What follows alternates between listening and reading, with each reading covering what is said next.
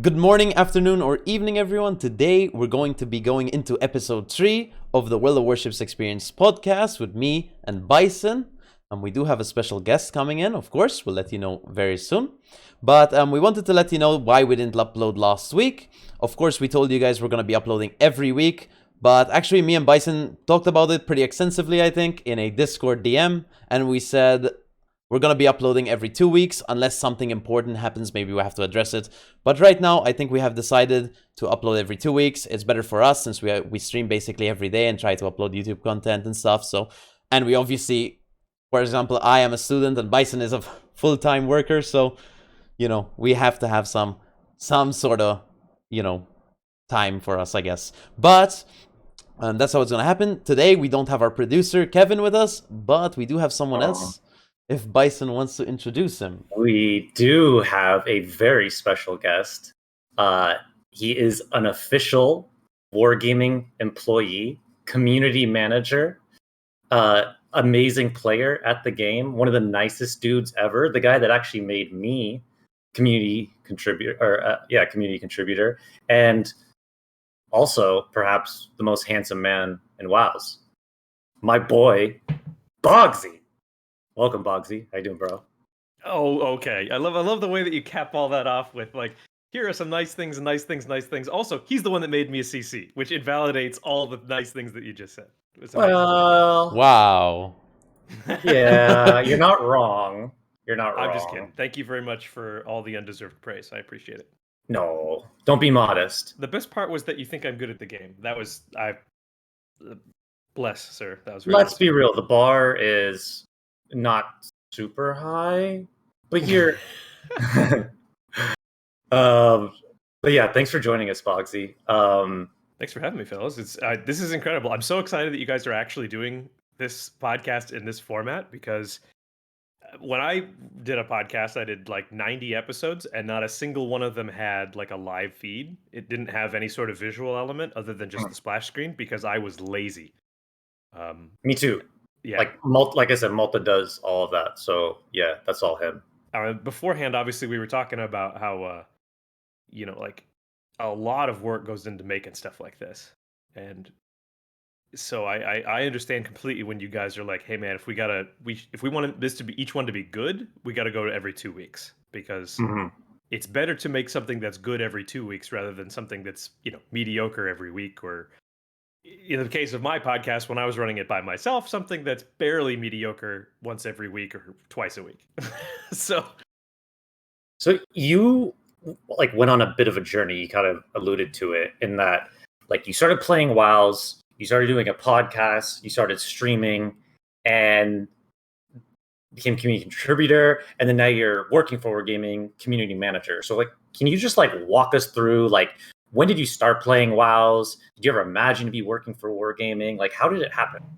Sure. I'll try and be brief, but really, I think it actually starts in 2013 or 2014 when I started playing World of Tanks. That was my first Wargaming product. Actually, that's not true.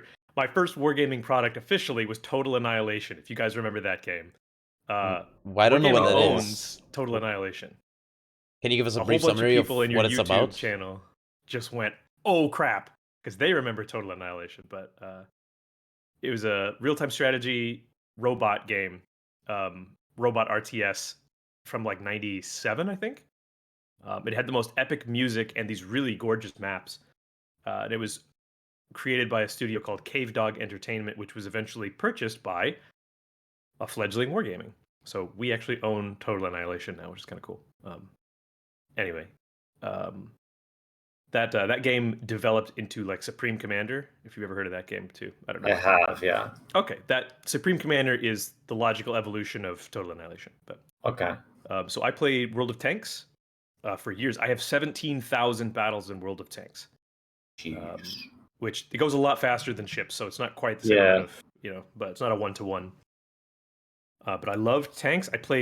I just started playing tanks competitively when I actually got introduced to World of Warships through the Mighty Jingles, who made tanks videos with circumflexes and Quickie Baby and whatnot. But he also made Warships videos.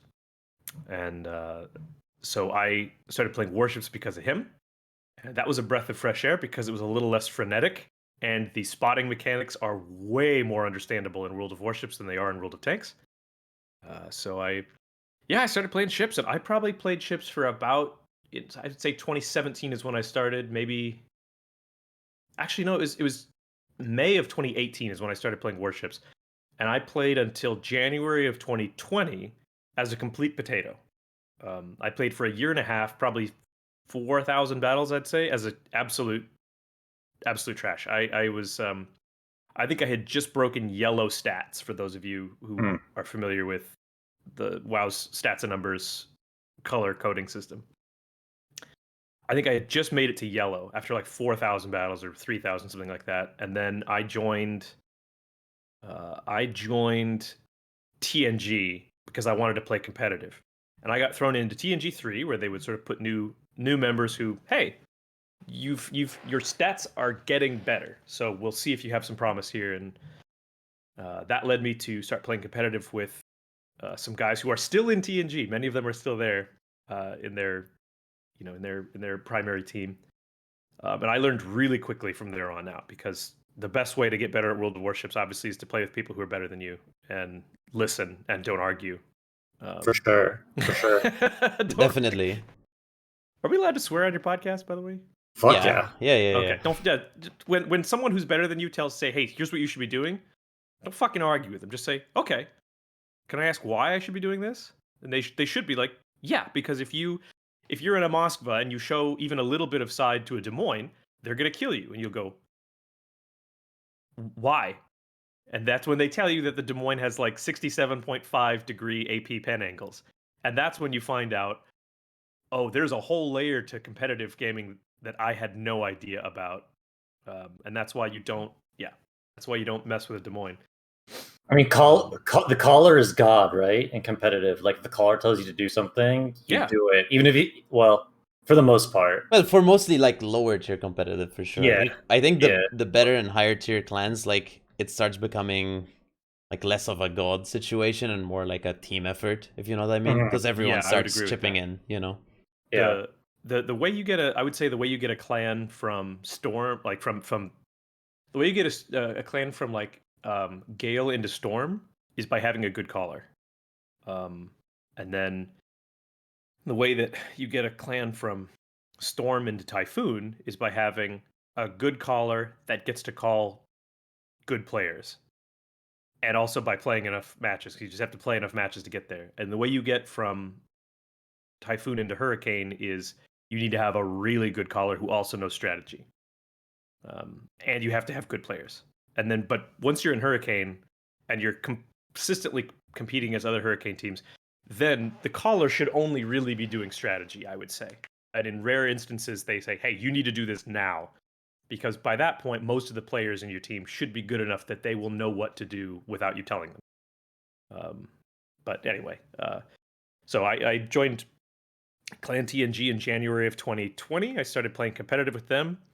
And when the pandemic hit, our clan leader, Sin Pax, who many of you know, actually, I think Bison used to have a podcast, and he was the first guest on that podcast. He was one of the first guys. Yeah. Yeah. He was like an enigma back then, because He's a strange man. like Yeah. like everybody knew about him because of I think you and I have talked about this before, like the Synpax recruiting bot, The like poach bot, yes. the poach bot. Like everybody knew about like the Synpax poach bot, and then Yeah. I think it was like BFK or someone was like got him to be like, yeah, I'll come on the podcast, and he was really cool. He's actually a really cool guy, and it was a good episode. Just he's really smart, and he's a really good problem solver. And I will say also that like everyone is correct to deride the poach bot. Like poaching is actively poaching, especially that actively poaching. It doesn't lead to good relationships with people, because you're essentially undermining them when you steal players from them. But if you have a World of Warships clan and you have a number of very good players and you have one or two exceptionally good callers, you can compete with the higher end clans, but you will never really be able to surpass them because those clans will eventually steal your players. They may not Mhm. do it as brazenly as a poach bot, but they will steal your players because those are the clans that everyone competitive wants to gravitate towards. Mhm. Historically speaking, that's been clans like Gaishu's clan, like O7, um, SCCC, KSC, some of the older clans that aren't around anymore, like ZR or um, say like OPG maybe. Like these are clans where Throwback people, right there. I know, ZROPG. people know these clans and they're competitive, so it's like, oh, I want to play with those guys because that's how I'll learn the fastest. So to avoid losing players to those clans, you have to either have to be up at their level on the leaderboards, or you have to constantly be bringing in new talent, and that's hard. Recruiting is hard for a clan. So Syntax essentially automated recruitment.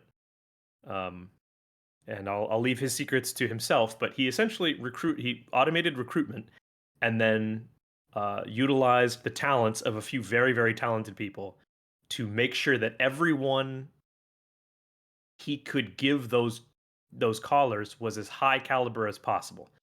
And the results speak for themselves. I mean, say what you want about the history of TNG or the history of Syntax, but like if you look at, I think it's seasons like 5 or 6 through God, all the way up to like 15, 16. Like in seasons like 5 through 9, TNG, maybe 5 through 10, TNG was in the top 5, sometimes the top 3 of the clan battle season. Mm. And Yeah, I like you remember can't that. argue with that. Results Yeah. are results. Yeah. And then I remember talking to, you mentioned BFK, who you interviewed Synpax with. Like, it's hard to run a clan, and it's hard to recruit, and it's hard to keep the people who are in your clan happy. Because, you know, you got to have Yeah. a goal. And if your People have goal is, differing opinions, as well. So. yeah, yeah. So to do that and to like just muscle your way into the top 5 like that, it's really an astounding achievement. So I'll always have a lot of respect for him for that reason. But that was my introduction to competitive. And Synpax wanted to start a podcast once the pandemic broke out. He knew that I was new to the clan, but that I was an actor and a comedian and a bartender in Los Angeles, and I have the gift of gab, I think is what they say, where I can just talk about anything. I'll talk about anything happily. So we started doing that together, and the whole purpose was really to get to know the different cultures in different clans and to get to know some of the people and some of the notable figures in the community. That led me to start streaming on Twitch as a means to support the podcast, mind you. I did that to try and drag more people to listen to the podcast. And pretty quickly, I figured out that actually, hey, I really like streaming, and I made a little bit of money off of it. Not much, a little bit. And then I was like, well, maybe, I don't know, maybe I should just do this for the sake of doing it. And eventually, Synpax left the podcast, and I took over for myself. And then the podcast became a method to funnel people to my Twitch stream, and that worked out pretty spectacularly well. And around the same time, I also started doing commentary for the King of the Sea tournaments with Oskans, who's now one of the CMs. People liked our commenting style. They liked the way that we both were knowledgeable about the game. We both had a decent eye for strategy and saying, here's what we think that the players are doing right now and why we think they're doing it and whatnot. And You guys were great, by the way. thank you. In the last tournament, and that's just not me kissing ass. Like I had a lot of people tell me that you guys were really good, and not like people who are like vocally not wargaming fans were Not like fans. we're like no, like Boggzy and Askans were like really good. Sure. I So mean, it's something that he and I started doing in 2020 together. We found out that we worked really well together on it. We became friends that way, and that led me to become a CC, which was cool because that helped grow my channel and it helped grow my community. And I started to interact with Wargaming employees more and more because when you're a caller, obviously a caster for the tournament, sometimes they want to interview you or they want to have you partake. And I got to meet people like Chrysantos and Mr. Conway that way, as well as guys like Happa Fodder who have since left the company. And but Happa is a CC now. That was one of my something I was very happy to be able to do when I joined the company. I was able to reach out and offer him a CC position because he was a great streamer. Yeah, so then I gosh, I guess it was maybe August of sometime in 2021. I was not a bartender anymore. I was trying to make it off of just Twitch streaming, but as you guys know, like it's really difficult to make enough of an income off of content creation alone to sort of replace your job. And being a bartender in LA was, you know, it's, you can do pretty well. So it was I just couldn't make up that At a difference. nice place, yeah. Nice place. Yeah. Nice And I really tips. loved what I was doing. Like I loved being a CC and Twitch streaming and making content about warships. So when the opportunity for a job arose, the first one was actually in Europe, in EU, was to replace Mr. Conway, who was given an opportunity elsewhere in the company. He's still with the company, by the way. He is awesome as a human being. He's one of the coolest people ever. So I'm glad he didn't leave permanently. But I was unable to make the move to EU work for myself and my girlfriend. So I said I would wait for a job to open up in NA, and it did. So I took it, and I became one of the North American community managers right around the time when a whole lot of spicy stuff was happening in the Oh community. yeah, the CC Exodus. A whole lot was happening around that time, yeah. Um, and I had the privilege of seeing it from the side of being a CC, and I looked at what was going on, and I went, nothing is broken here. Stuff isn't going as well as it could, but nothing is fundamentally broken. And I wondered, could I come in, and if with the right sort of calibration of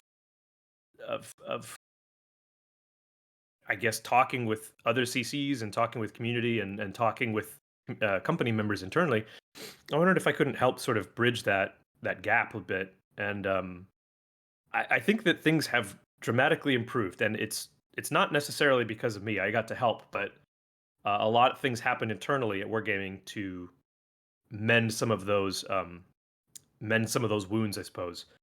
And I'm very pleased that I was able to take part in some of that. So, and there you go. Here I am now. I've been at Wargaming for about a year. I really really like my job. I like how it's going, and I like the way that World of Warships is still going. And it's now a privilege for me to be sort of partially in charge of the CC program and to get to do cool stuff like this with you guys, because this is where I came from, man. This is what I Back was to your doing, and roots, I man. miss it. So Back to your roots. yeah, So you there's a lot of stuff in that story, and like it's actually like a really cool story. Like if I don't know if you could imagine like as a kid, like playing a video game, and then just by yeah, playing that video game, you eventually get to work for that company, and you still get to like play the game and stuff. You're not just some like I don't know office drone or whatever. oh, I So definitely still play the game. Yeah, yeah, so it's pretty awesome.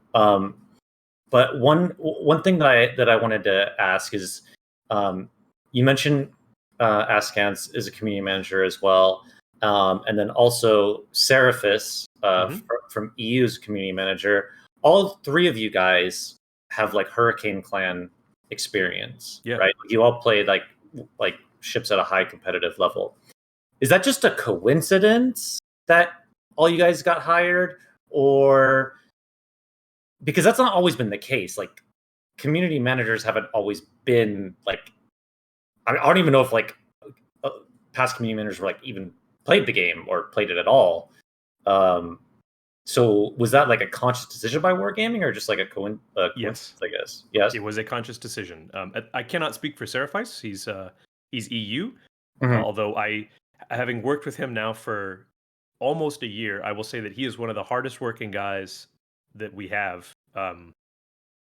I yeah, I adore Seraphis, and I'm extremely grateful for the amount of work that he does, because he doesn't just run stuff in EU. He does a lot of stuff that NA benefits from. Um, I mean, and not even just NA, like all SEA as well, the Asia server. He had some big shoes to fill when he and Just Chegg, both sort of replaced Mr. Conway to some degree. Just Chegg has his job title, but the two of them became in charge of like global competitive as well as Mhm. our Twitch stream product. they have done a fantastic job from my perspective internally. I hope that you guys in the community also feel like the quality of content, competitive and otherwise, has gone up in that regard. I think, But I think so. And I remember saying it when you, in particular, got hired.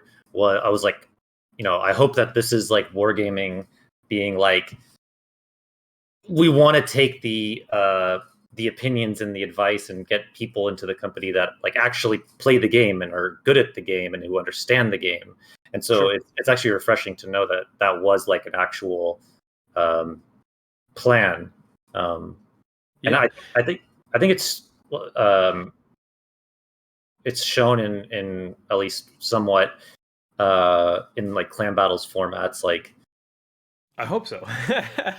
I mean, I think before, like after Seraphis came, the ban system started, right? The ban system was first introduced in Tier 9 season, actually, so it was quite a long the time Tier ago. 9 season. Yeah. Yeah. But That we was haven't before seen us, but I don't know if this is a coincidence, but we haven't seen a single carrier season since you 3 joined. So I don't know if that's a coincidence. Well, the tier actually, 6 to one, some degree, yes, that is a coincidence. Okay. I mean, I can't speak for. I honestly can't speak and say whether carriers will return or not because I don't know. I know that there were a number of seasons of competitive that had carriers in them, while Wargaming tried to find a way to balance competitive for the paradigm shifter, which is carriers. Because as we all know, a carrier can spot everything. Not literally, but we've all three of us here have played Hurricane level competitive. If there's a carrier on the field in 7v7 competitive, you have to assume that at any moment you are spotted, because at any moment you could be spotted. It takes too much time to reposition, generally speaking, to not be spotted. So you have to generally play, and you have to play in pairs almost always. And it Yeah. also severely limits the types of ships you can bring, because the ships that you bring that are in pairs have to have decent enough AA to prevent multiple strikes. And all of you who are like, Boggzy, I have it on good authority that AA does nothing. That's not true.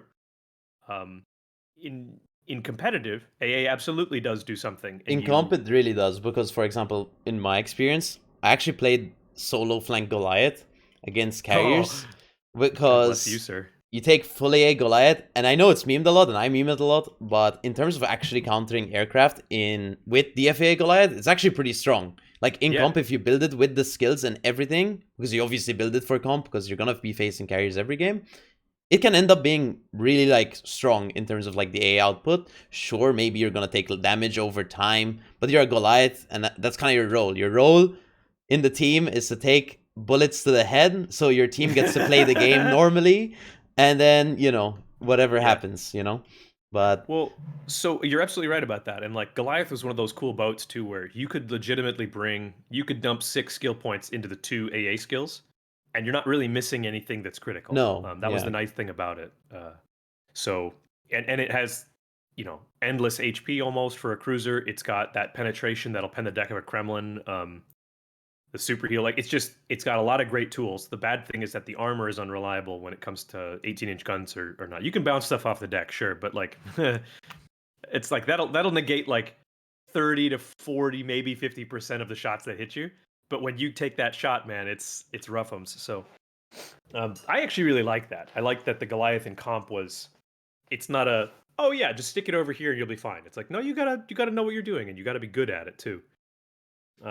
Definitely, because even that season, for example, there was a lot of Venezias anyway, and when you're playing Goliath into Venezia, you also get penned for quite a lot of damage, because it is a big box, right? Yeah. So you also have to take that into account. You have to be really careful playing the Goliath. It's not just true. perma-live, It does a lot of good things, but it also has some significant weaknesses. Yeah, you're absolutely right, which I actually really like that. I think that's very cool. I think that the meta gets stale when something is too reliable, which is what Petro unfortunately was for many seasons. It's just too reliable to not bring. Venezia was the same way. Stalingrad before those options was the go-to option for just, I need reliable and strong. Currently, I think Stalingrad.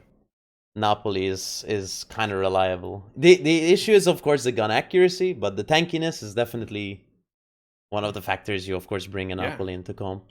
Repeat after me, everybody. 40 millimeter deck. That's the threshold that's really, really difficult to punch through, is a 40 mil deck. With Goliath has a 40 mil deck, but obviously the upper hull is like 30, I think, so it can get smacked by things like SAP or HE or overcaliber guns. So Speaking Two of other. this, Oh, sorry. I was going to say Okay. quickly. Two other ships that I would throw into that pot of ships that I think have just been too prevalent in the meta for a while.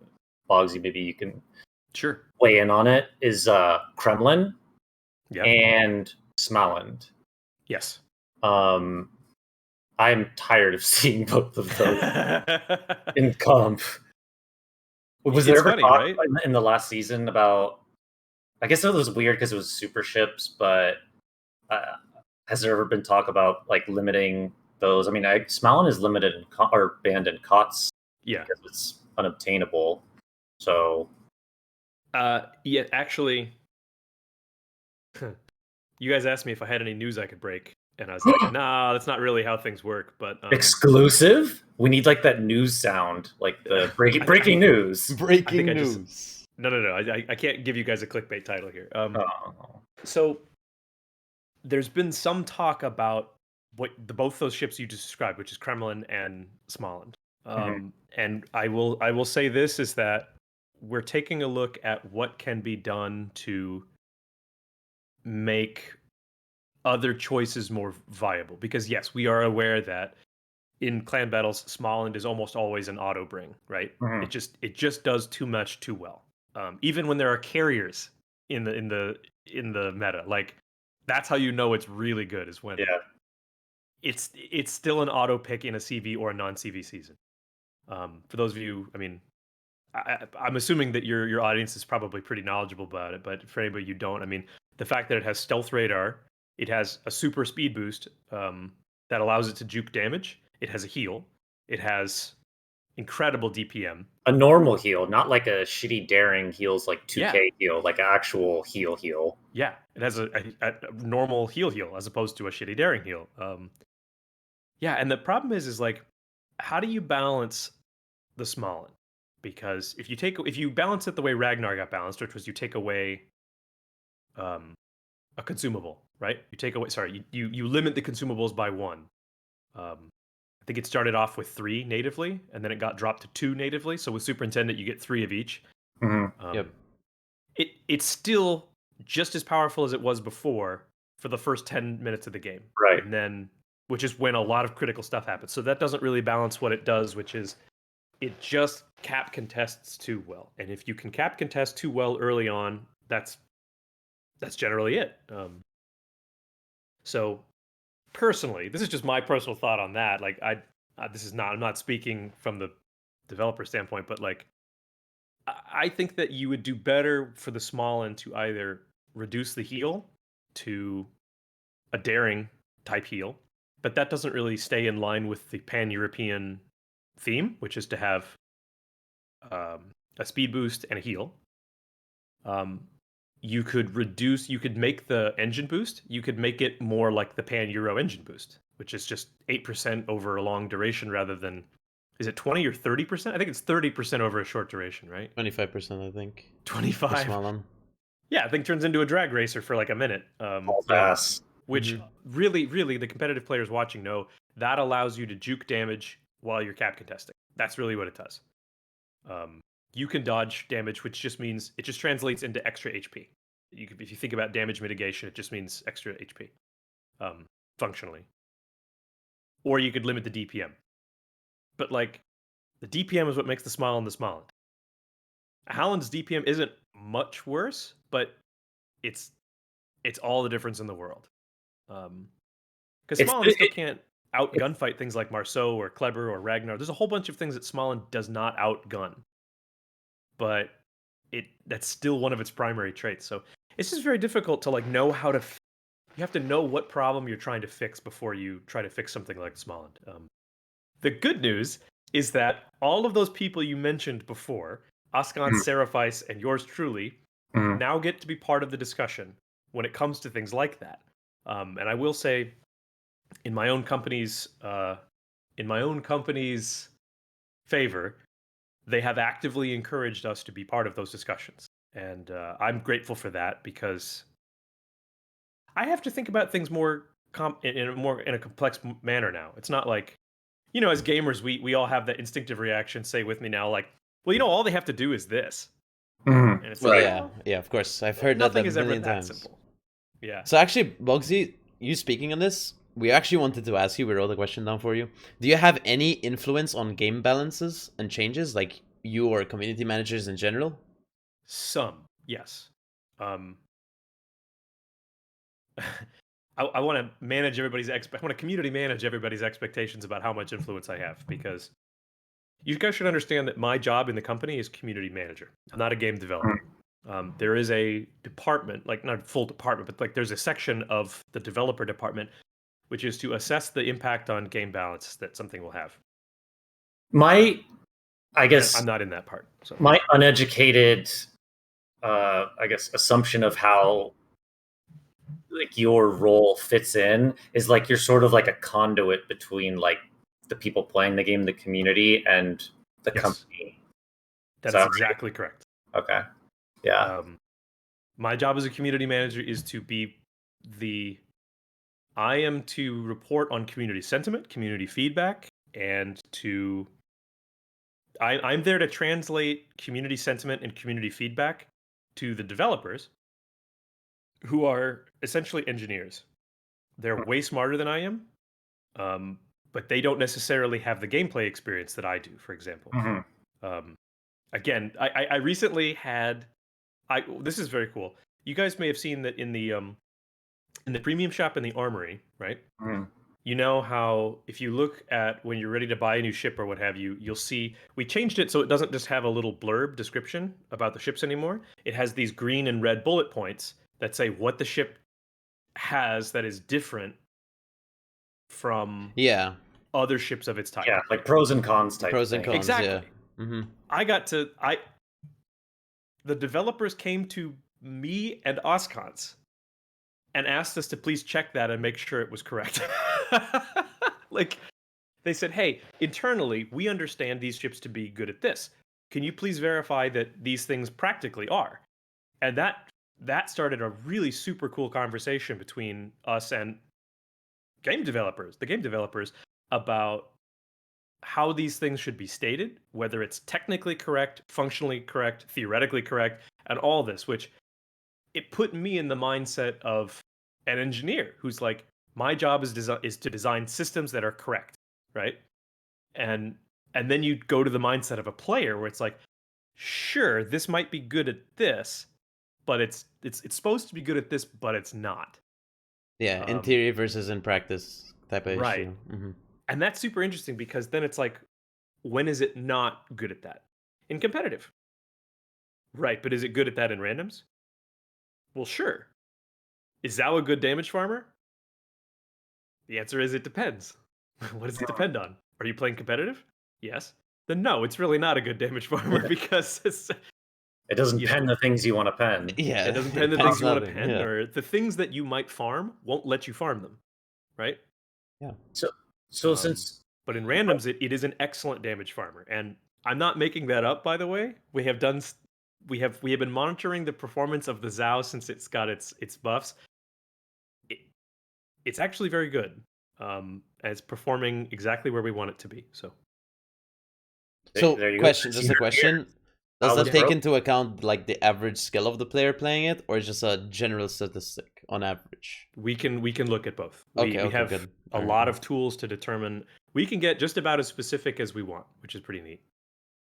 While we're talking about ship descriptions, Yeah. I wanted to bring something up because I actually had I had like a 10-minute rant on stream the other day about it. You? No way. Yeah, I rant a No lot. way, Bison ranting, man. I'm a little. I can be verbose sometimes. Okay, Friesland, right?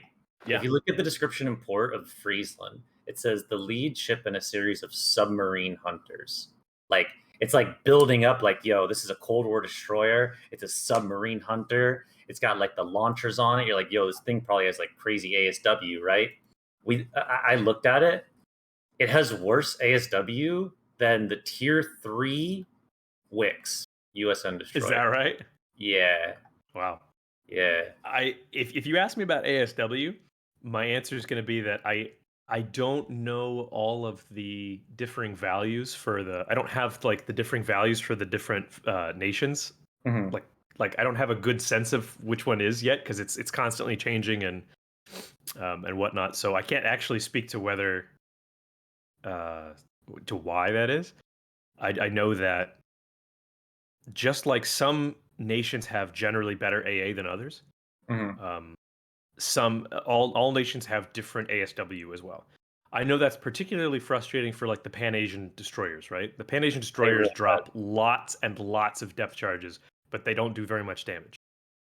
That irritates the ever-loving shit out of some people because they'll get 15, 16 depth charge hits and they won't sink the thing. And they'll go, what the shit is this? Yeah. But America, I think it's American and British have like America, British, huge French, yeah. French, yeah. Yeah. British Conqueror actually has incredible airstrike capabilities, and it can launch from millions of miles away. I get the ship flavor thing, and like, you know, I understand all that. It's just the description, man. It gives me Sure. It bothers me. And that's an interesting thing because like those descriptions, that's just lore, right? Like that's telling you what the ship was that's something about the historical functionality of the ship. Obviously it's an arcade game and everything in the game will be designed around making it functional while also still fit within the parameters of its class, let's say. So like Pan-European destroyers. Their ASW generally is this way so that you as a player who's maybe getting to know the game, you know, the three of us generally know everything that there is to know about most things in Warships. Most people don't know, you know, if you were to ask most players, "Hey, would you describe the Pan Asian DDs to me?" They go, "Yeah, they those are the ones with the goofy torpedoes that can't hit destroyers, right?" And you're like, "Yes, that's those ones." Can you tell me anything else? Some people actually don't know that. I do see from time to time like people in Asachios trying to torpedo. But it even says like impossible to hit target when you try to target. So hey man, hey man, it's important for the accessibility of the game. It's important for things to not deviate too far from their flavor, as is the word you used. That will sometimes run up against some realities, like you said, even in the description. This is an anti-submarine destroyer, and if it doesn't feel that way in the game, yeah, that will break people's cognitive dissonance limit. You know, immersion, immersion, which is fine. Like I don't want to denigrate that at all. If people are like, hey, I know that this is like not something to be upset about, but it's annoying because it doesn't translate properly. I think that's totally reasonable. I'll be honest. This is why it bugged me, right? Because when Friesland came out, submarines were still like deep in testing. Like they were a long way off, and like I love Friesland. It's a great boat. And it was almost like icing on the cake for me. Like, oh, when submarines come out, this thing's just gonna shit on submarines. Sure. And then reality hit. Also, front launching depth charges suck really bad. Like they're difficult to use, aren't they? Like, yeah, they're really bad. One of the first things I do when I get into a game as a DD now is I hit the G key as soon as it's ready, just to see where my depth charges are supposed to go. Just so I know, like, oh right, I didn't know that the Nevsky had front launchers, mortars. Yeah. So like one time I like pop over a submarine maybe months ago. I was like, I got you now, you little underwater shit, and boom, there they go out the front. And I went, no. Happened to me as well once. I was molding. I was all of it. Okay. So like, you said that like you and Sarah and Askance and maybe other CMs, I don't know, but like you're sort of like brought to the table, like you have like input and stuff. Hypothetical, right? Your boss comes to you and says, Boggzy, today you get to be head of balancing department. You get to pick one tier 10 ship. You get to pick one tier 10 ship that you can buff and one tier 10 ship that you can nerf. Oh, sweet. What ships are they? And what do you do? What are the buffs and nerfs? And okay, why? That's a great question. I love this sort of speculative conversation too. Okay, I got to buff a tier 10 and I got to nerf a tier 10. I mean, I hate to say this. I would probably nerf the Napoli. As someone who called competitive for several seasons, like at Hurricane level, Mhm. Napoli's just too good. It does too many things too well, and it can be a flank all on its own, and you can 1v1 battleships if you're good.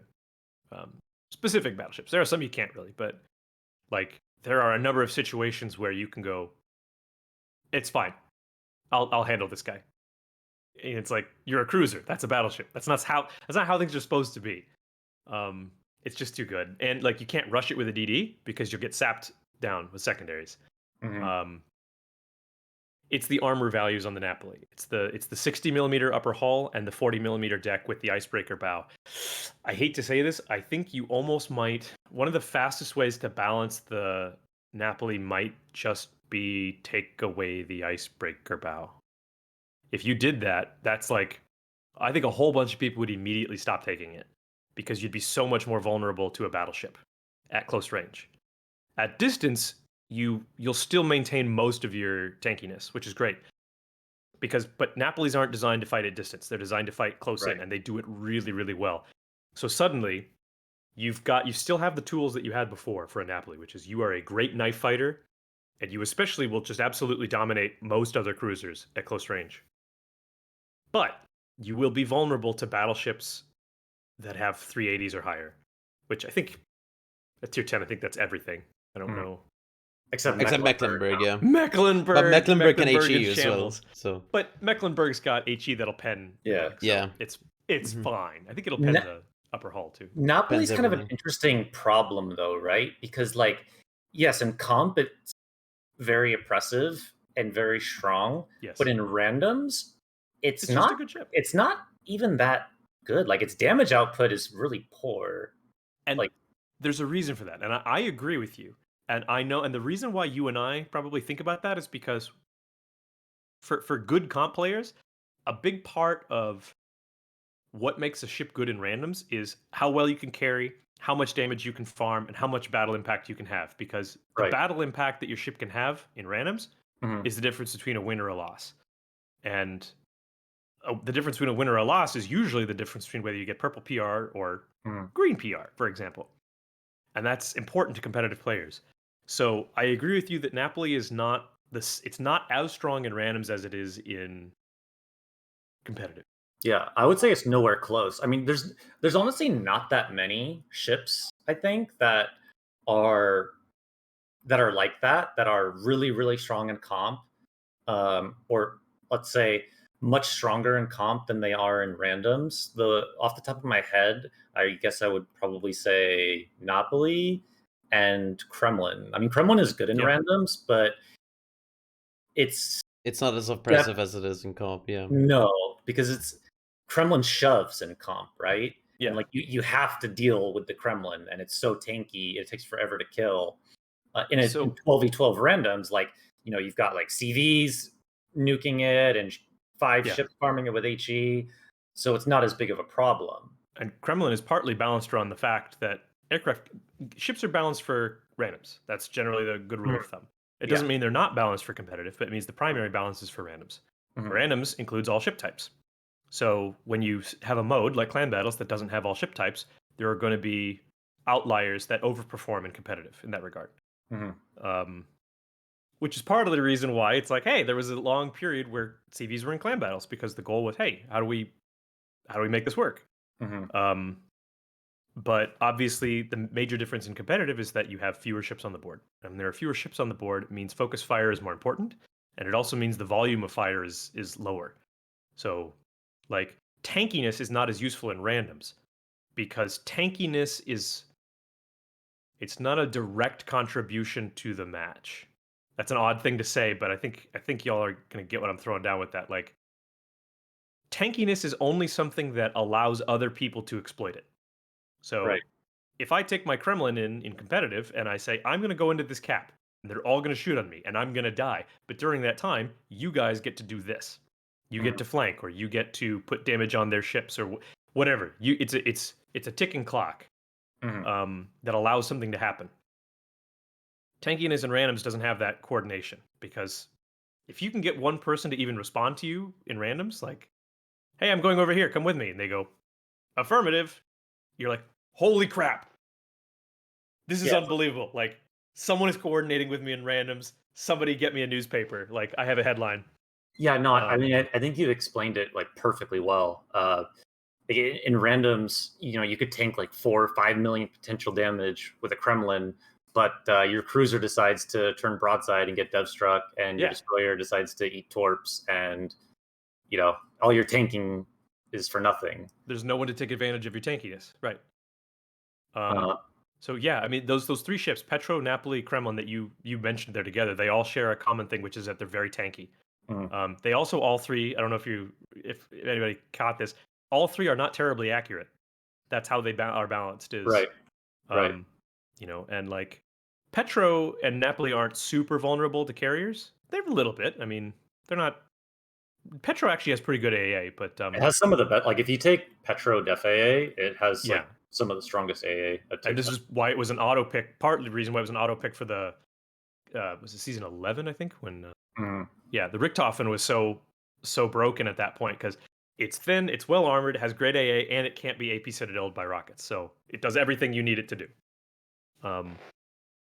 Along with Goliath, of course. But yeah, like the tankiness issue is tough because it's not something that's terribly useful in randoms, but it's over useful in competitive.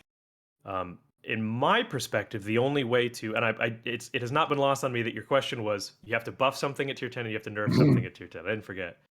But how do you buff it, or how do you, if it's doing fine in randoms, which Napoli and Kremlin are doing fine in randoms, how do you reduce its utility in clan battles without ruining its function in randoms? Yeah. That's really tough. To me, the solution is you make more options that pen the tanks. You have to have reliable options that pen the tanks.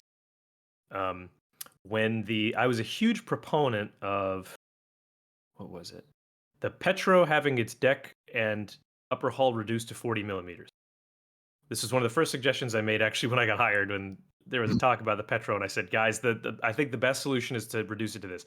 I'm not saying this was because of me. I did, however, put it forth as my opinion is for that change. Because functionally, AP works the same way. Armor piercing still bounces off 40 millimeters. Nothing overmatches 40. But more HE things will pen it, which means it is more vulnerable to more ships. At 40 millimeters, Condi, Napoli, Henri IV, Goliath, anything with 305s, all of that HE pens it. Hindenburg, there's a couple more I'm probably forgetting. They all reliably pen it with HE. Yeah, I mean, Petro wasn't even that strong in the last tier 10 season because a lot of people were running, a lot of the top teams were running double Conde, and they just melt Petros. So it wasn't nearly as strong as it had been in the past.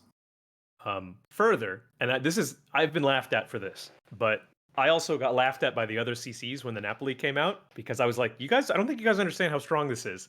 And it was like, it sucks. Like, I'm barely making 80k per random. And I was like, yeah, but that's good. That means that it's balanced for randoms. But I was like, I don't think you guys understand what this means in terms of competitive. And I got kind of laughed at because most of the CCs at that time, I don't think were competitive players. And well, we saw what Napoli does. But IFHE on normal 203s will now pen Petro and Napoli deck. It pens 40. It's always been that way, but it will now pen Petro. I don't think it's generally a good idea to bring IFHE on like Des Moines, for example. But I mean, there is, if those cruisers are a problem, the 40 millimeter deck cruisers are enough of a problem, I would honestly not be surprised if we started seeing eventually some 203 armed cruisers that rocked IFHE just for the sake of essentially hard countering that. I don't know which ones that would be, but the option is there. And I'm waiting for someone to be ballsy enough to try it. So Napoli, under Boggzy's balancing department, Napoli gets the nerf hammer. Who gets the buff? Oh man. Well, we talked about Zhao. Mm-hmm. I actually have been playing Zhao a lot lately in randoms, and Zhao does pretty well. Like I routinely make 150,000 damage per game in a Zhao. The one thing that suffers is my win rate because it's very difficult to carry a game in a Zhao. Yeah. Um, so I don't know if I would say that. I would say Zhao.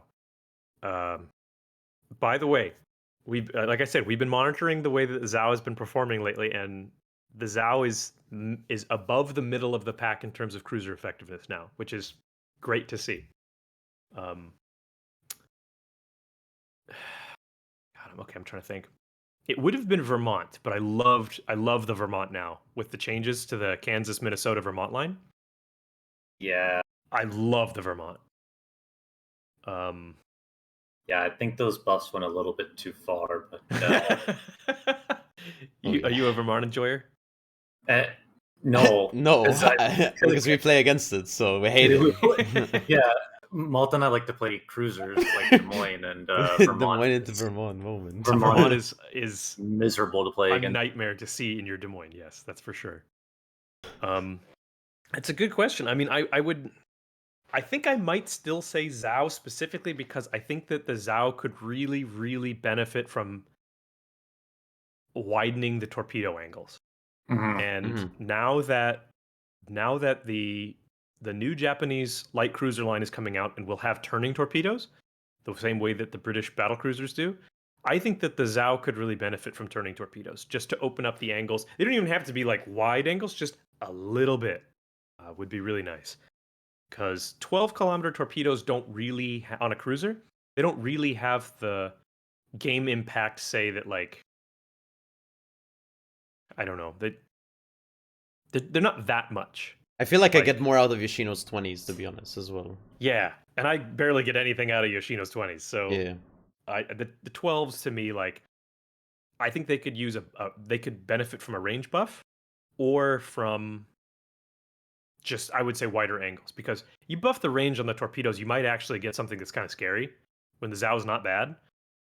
So I think I would just say increase the arcs and allow more comfortability, because that's a soft buff that doesn't like. It's hard to see that making the Zhao too good. You know what I mean? It just makes it more comfortable. Yeah, which is the same idea behind the Vermont, Kansas, Minnesota buffs. Those are not things that are you don't really see that making it OP necessarily. Maybe the heal, the Citadel heal change, but like the acceleration buff, it's just about ease of handling and it's about comfort of quality of life and concealment. So I would say I would buff that for sure. I feel like there's something else, but I don't know. I feel like I've talked too much about this already. So I mean, the gun angles and the torpedo angles, if they were improved on the Zhao, like she'd be good to go. Like she'd be perfect, I think. I was talking to you guys about the gun angles beforehand. I actually started playing the Zhao as if it was a three turret ship. Like I would play it consistently with 3 turrets on all the time so that I could keep my angles as strong as possible. And then the added bonus was when I was able to utilize stealth to get a shot off, or when I utilize an island, I'd go to 4 guns. And you're way more vulnerable, but it felt like a 33% increase in my DPM, because it is. So that if I started thinking about this is a 9-gun ship with huge HE alpha, that under certain circumstances I get to be a 12-gun ship. That actually changed the way that I played the ship, and I started doing so much better that way. Because I didn't compulsively need to show that broadside and get 12 guns on target. That makes sense. Maybe it's just me. Like I just can't stand ships that have bad gun angles. I don't know if Malta, if you feel the same way, but like off the top of my head, like Gibraltar, Zhao, like Plymouth also is really bad gun At angles. least Plymouth has a smoke, I guess. Gibraltar has a those smoke. Two have smokes at least, but yeah, just ships like that. It's so frustrating. Like to have to like be flat broadside to because you want to be optimal. You want to be optimized. You want to be doing as much damage as possible while presenting the smallest target. And these ships are like, well, if you want to do that, you have to take a risk. So yeah, I think since you were talking about balance changes, I think we should move over and talk about one of the latest dev blogs, right? Where Wargaming Balance the my bunch. mind, Adam. It was perfect segue. Perfect segue. Big fan of that segue. Huge fan. But so Wargaming recently uploaded a dev blog where they're going to be changing some ships, like balance changes, long term. 11.8, which is I think next patch, right? So I think honestly, Yes. I mean, there's a lot of low tier stuff we can look at, but to be honest, I think we should look at least at like tier 9, maybe tier 10, maybe the tier 8s. Sure. So I think we should start off with the Adriatico change, 6 to 5.7, which is around like a 5% DPM buff, which I think Adriatico definitely needed because it didn't feel like as strong as maybe Tashkent or Rudaloy. I don't know how you guys feel about this. No, Adriatico's kind of shit. Okay. Like Adriatico is rough. Regalo is really good. Like I really like Regalo, but Adriatico just is like What do you guys think is the main difference between Adriatico and Regalo that makes it such a different gameplay experience? You got the big, like, extra gun, I guess, right? Extra gun, better DPM, reload. Yeah. I actually didn't mind Adriatico in ranked. It actually felt really, like, fun, to be honest. Yeah. Maybe it just doesn't up tier well. Yeah, maybe. But Sap, the thing with Sap is Sap scales with, like, shell volume, like, more than anything else, I feel. Like, the Italian cruisers, like the higher tiers you go, the more guns you get. And Venezia is like really strong because it has a shitload of guns. Was it like 15 barrels? It goes from 9 at tier 8 to 12 at tier 9 and then 15 at tier 10, right? It's like the new Japanese light cruisers. Like every tier they just get another turret on them somewhere. Yeah. Does that mean like the new tier 11 for Venezia is going to have like 18 guns of Sap? That would be very funny. I don't know. Okay. But just slap another turret onto it somewhere. It's the same thing with Colombo. Like I know some people think Colombo is bad, and then I think they're crazy because Colombo is insane. But I got it, and I'm going to interrupt you, Bison. I'm so sorry because I thought of the perfect joke that I'm going to ruin by drawing it out so much now. But when you want to make an Italian cruiser and you want to slap another gun onto it, you just stack one turret on top of the other turret, and you call it deep dish. Damn. That's beautiful. Deep dish pasta boat. Pizza boat. Beautiful. Fuck. Deep dish pizza boat. God damn it. Chicago style. This is why I don't host a podcast anymore. Chicago style Colombo. But yeah, there you go, Chicago style. Like the tier 8, the Veneto is like really, really bad in my opinion. I hate the Veneto. Yeah, I didn't mind it. I thought it was like better than Roma, so I was like, okay. Really? I thought it was what? As smoke. So I was like, okay. But bro, Roma has like insane penetration on the AP shells.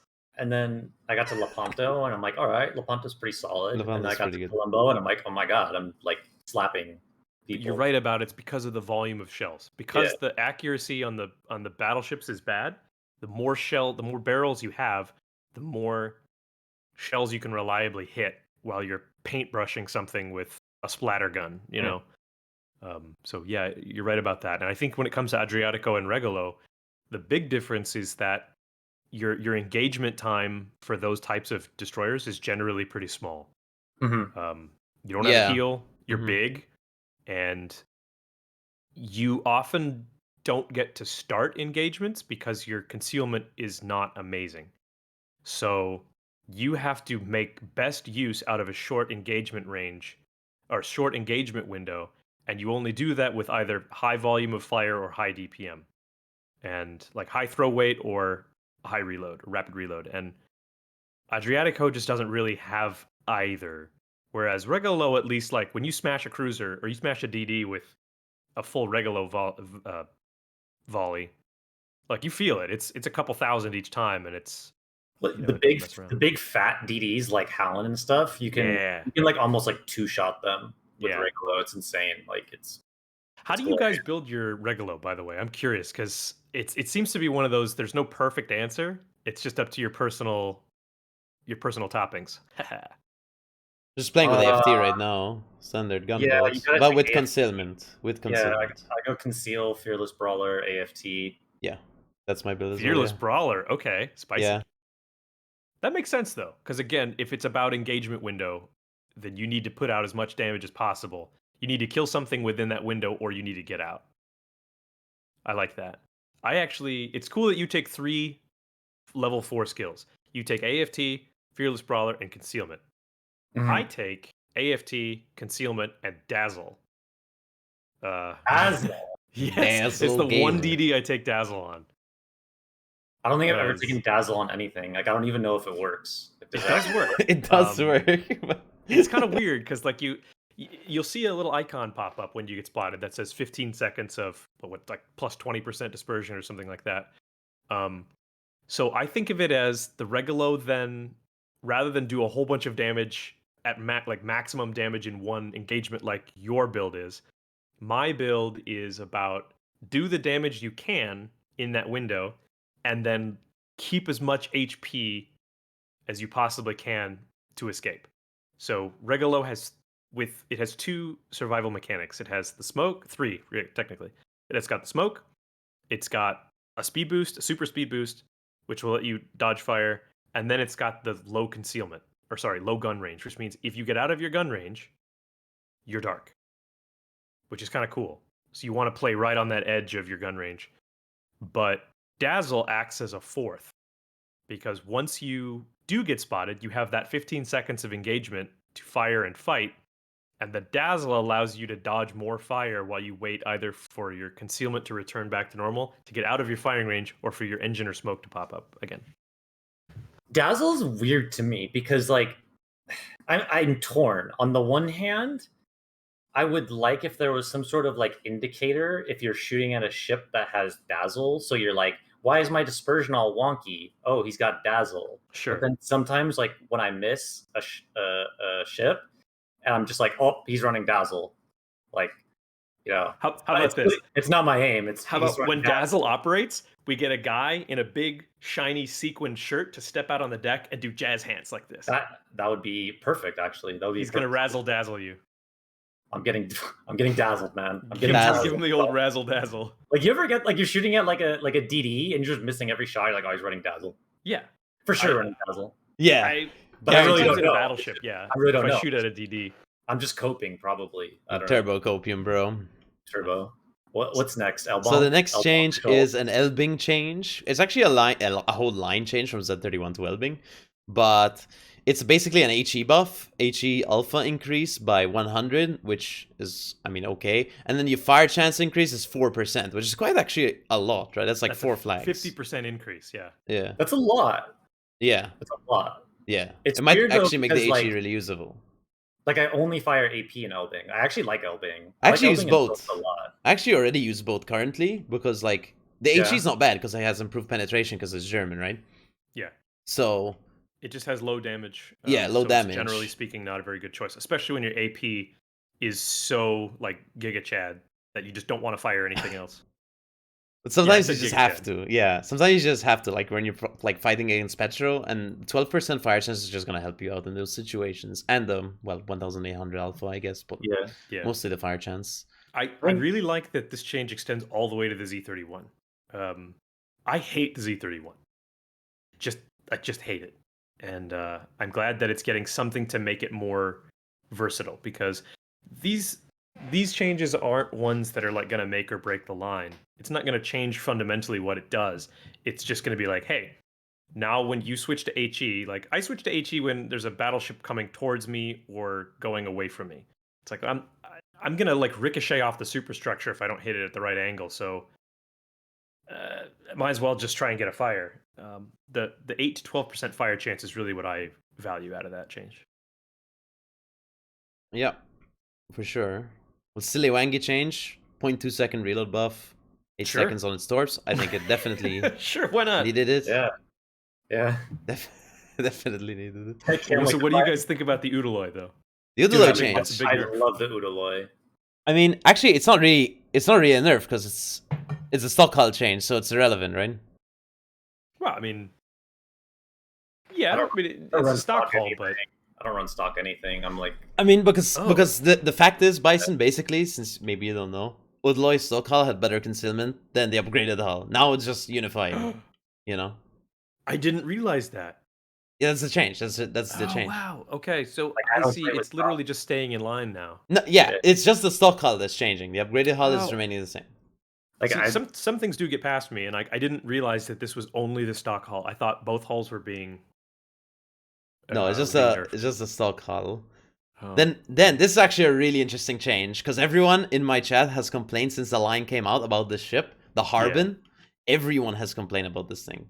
Why doesn't it have a heal? I suck in it. It has, it doesn't live. And now, of course, Wargaming have listened. They notice maybe it's underperforming, so they're gonna give it a heal at tier 8, which is quite interesting. Most tier 8 cruisers don't have heals though, so it's Yeah. an unusual thing to have especially a light cruiser with. But a it's heal. a super light cruiser, this one. So the armor is 16, I think. It's super low armor, right? Yeah. Malte, can I ask you something? So Of course. Can you heal getting dev struck by a battleship? no. Okay, so Just checking. I mean, keep in mind, Bison, like though, that. Dalian has a Harbin hull at tier 9, and it has a heal, right? Yeah. Now Harbin at tier 8 has a heal. But Dalian has guns. Dalian does have guns. Harbin has guns. They're the same guns, except you don't have you don't have range mode because you can't put it on. They're a lot loopier. Dalian has better ballistics. No, these are Russian guns. These are the same Russian guns, I believe. Yeah, I think they're the same Russian 130s. But I think they have the fake. I think they have like. I don't fake think so. I don't think so. They might. I'd have to check. I haven't played Harbin in a while. I actually kind of like Dalian, but I haven't played Harbin. I have the game client up, so I'll test it. Don't Just in the mind background. Okay. Bison in God mode over here. I love Another change is the Jinan change. I like this change. I think this change was required for sure. I think Jinan isn't a bad ship unless people are walking away from you. Then it's automatically bad instantly. But when people are walking into you, it's probably one of the strongest ships in the game. There was actually, it was during Gaishu's WMI tournament where Jinan was a relatively cheap pick. For those of you that don't remember Warship Masters Invitationals, it is a tournament organized by Gaishu and his clan, of whom Bison is part of that. And I know that tournament was all you, Bison, so thank you for all you contributed, by the way. I didn't do anything. You're a hero. Each team would pick their ships based off of a point system. So different ships were worth different point values, and you made a team out of 300 points. So very powerful ships like Petro or like Napoli or Smolensk, for example, had very high point values. So you could bring one or two of those very, very strong ships, but then you'd have to take functionally weaker ships to go along with it because you would run out of points. So that meant there were a lot of Zhaos because they were low points, and there were a couple Jinans because Jinans were low points as well. We did actually see one game where a Jinan, like by itself, held off two cruisers that were pushing the flank just because it took them so damn long to navigate through all of the deep water torpedoes that were being slung at them. So using that cool replay bot, we could watch the Jinan just make its way, just thread its way away for about like 12, 13 minutes. And two cruisers had to pay attention to it to try and kill it while dodging this stuff. And it's like pushing exactly into two Yu Yangs right now, right? Well, before the change, when Jinan actually came out, before they buffed Yu Yang, it was like pushing into 4 Yu Yangs, actually. Yeah. But now it's 2 Yu Yangs, yeah. But that's a very specific use. Yeah, so the biggest issue is in randoms with it is when people push into you, it's really strong. But then when people don't push into you, it felt really underwhelming and really like hard to play. And I think a 0.3 second buff, which is around 10%, I think, into DPM, is actually going to help it quite a fair amount, to be honest. 10% is quite good, to be honest. Yeah, I agree. Maybe I'm a negative Nancy, but I just feel like, I mean, you kind of said it already, Malta, is like, if people are pushing into you, Jinan can be insane. Like, you have crazy games. But once people start kiting, which happens a lot in randoms, and you have to chase, it's like the worship in the game. Like, so... yeah. Well, yeah, but this is going to help it out a bit. Other boats like that. Yeah. Of course, there's quite. I mean, like let's say Schlieffen, for example. If people are walking away from you the entire game, it's gonna be pretty hard to make work. But if people are walking into you all the time, it's like the strongest ship in the game, It's Schlieffen is insane. If under specific circumstances, the Schlieffen is like literally not comparable to it. It's incomparable to anything else. So I have an update. And this is, if Kevin, you're listening to this, sometimes you wonder, why do we even need a producer? Like, am I providing value? Yes, you are, because I had to go in and test this myself. Oh, no. The podcast. So yeah, you do provide value. Dalion is 8.6 seconds to 13.5 kilometers shelf flight time. Harbin is 10.87, so over 2 second longer shelf flight time. Wow. at max. That is significant. That's quite a lot, actually. 2 seconds. Yeah. See, Yeah. I actually know what I'm talking about. Damn, Bison knows. Bison knows. I have I to admit actually defeat. Yeah. Well, okay. So, Yeah, there- Sigma change 0.05 Sigma change for Marlboro. I don't know what that means, to be honest with you. It just means that over time, over many, many volleys fired, more of your shells will land. The Oh, wow. problem with trying to balance something like a Marlboro is that a huge volume of HE battleship shells it's a wee bit is toxic. really irritating Mecklenburg to be moment. hit by. It's Yeah. weird. The thing with Marlboro is like it's not the guns that make me not want to play it. It's the shitty hull and gun angles. The gun angles. Where I go with- Yeah, you're a big proponent of good at gun angles, and if you are a Yeah. big proponent of that, you will hate the Marlboro. Yeah, so It's actually a big change. The one I don't coming know up. if you actually. Before we do that, I know you wanted to just stick to 9 and 10, but I think Leander's Oh, kind of a popular ship. Okay. So maybe we Yeah, what do you touch guys think on about this? so Leander nerf, right? This is just a straight Yeah. nerf. So, to be honest, I thought about it. People were complaining in my chat about it. I think it's justified because it has a smoke and a heal at tier 6. Like, it's a pretty Yeah, I good think- ship at tier 6. I think Leander's strong. One thing that I would ask is why Leander nerf but not Fiji nerf? Because I think Fiji is stronger tier for tier than Leander. Do you think that Fiji has that big of a difference at tier 7? I mean, I know Fiji's as the things that I dev strike. I don't really play British light cruisers very much because I'm not very good at them. But I mean, Fiji's my favorite ship in the line. Like other than honestly, I think it's like tier for tier the best ship in the line. Like I like it. I like it. when Okay. tier 7 used to have good matchmaking and you'd get like top tier all the time. Like Fiji was such a clapper. Like it's if you don't have Belfast, like just play Fiji and it's like It's next pretty best good. thing. Yeah. But it also has a heal, right? You trade the radar for Yeah. a heal. So, that's cool. Hmm.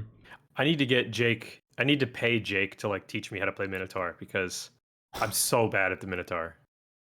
Dude, I love Edgar, by the way. Oh my god, Edgar. Oh yeah, Yeah, Edgar's Yeah. so good. That's the 11.9, bigger, fatter right? Minotaur. 11.9 release, right? I think so. I think That's so. Yeah. 2 patches from now. Still waiting. I'm waiting. I had a 4.1k base Edgar game the other day.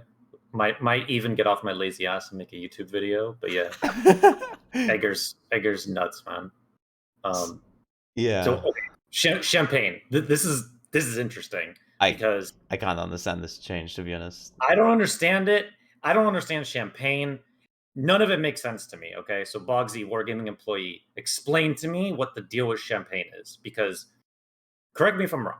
It got released and taken out of the shop after like 3 weeks and has never been sold again. And I've played Champagne. It's cracked as fuck. Like it's so good. It goes like 43 knots with brisk. It's super accurate. It has like Slava pen on the guns. It has Slava guns, but at tier 8 with more range because he has spoiler plane on it. So it has like 32 kilometers of range. Like by the way. it's sick. Yeah. It's really strong. It also gets dev struck by a light breeze. Like it's very much a glass cannon at tier 8, which is pretty cool. Its armor is so weak. It's Yeah, doesn't have but you good go 40, armor. 43 knots, right? And Yeah, and you're That's the thing. people Yeah. from like 20 kilometers. Like who cares? Like Yeah, it's definitely a specific play style. But what I don't get, I sorry, gotta be honest, I don't know why it was only released during that time period for so short a time. I don't know. I haven't looked into it myself. that's what I'm saying. Like I don't, I've looked through it, and I don't think it's ever, like I don't think Wargaming has ever said like, oh yeah, Champagne was too strong and we removed it from the shop. By the way, did we say what the buff was? It's getting an HP increase from 52,600. Yeah, here it is. That's a lot. 8K. 10,000 or 8,300 HP. I thought Like 8k was quite a lot. Like if it was like up to 55k, okay, start. And then okay, it's not enough. Boom, 57. Okay, not enough. Boom. Third change, 60. But we went straight from 52 to 60, which means I would assume it's really underperforming, no? If that's it, like buff. I don't know, Yes. but I actually don't think that's the case. Okay. So I wish I had some special information for you guys about the methodology behind this change. I actually don't. Are they going to sell it again? I hope so. Because like, I think Champagne's pretty cool. Like it's a high skill ceiling ship, but it's a high skill floor ship as well. So like it's very hard to do well in it, but when you do well, it's capable of making a major impact, which I think is a great. I like high skill floor, high skill ceiling ships a lot. So then we have Torp nerf damage output on the Ryujo, well, HE bomb damage nerf on the Burn, and then a nerf on United about States that? Tactical Bombers. 10 seconds. Definitely justified. Definitely should go for, instead of 10 seconds, for 50-second nerf next time.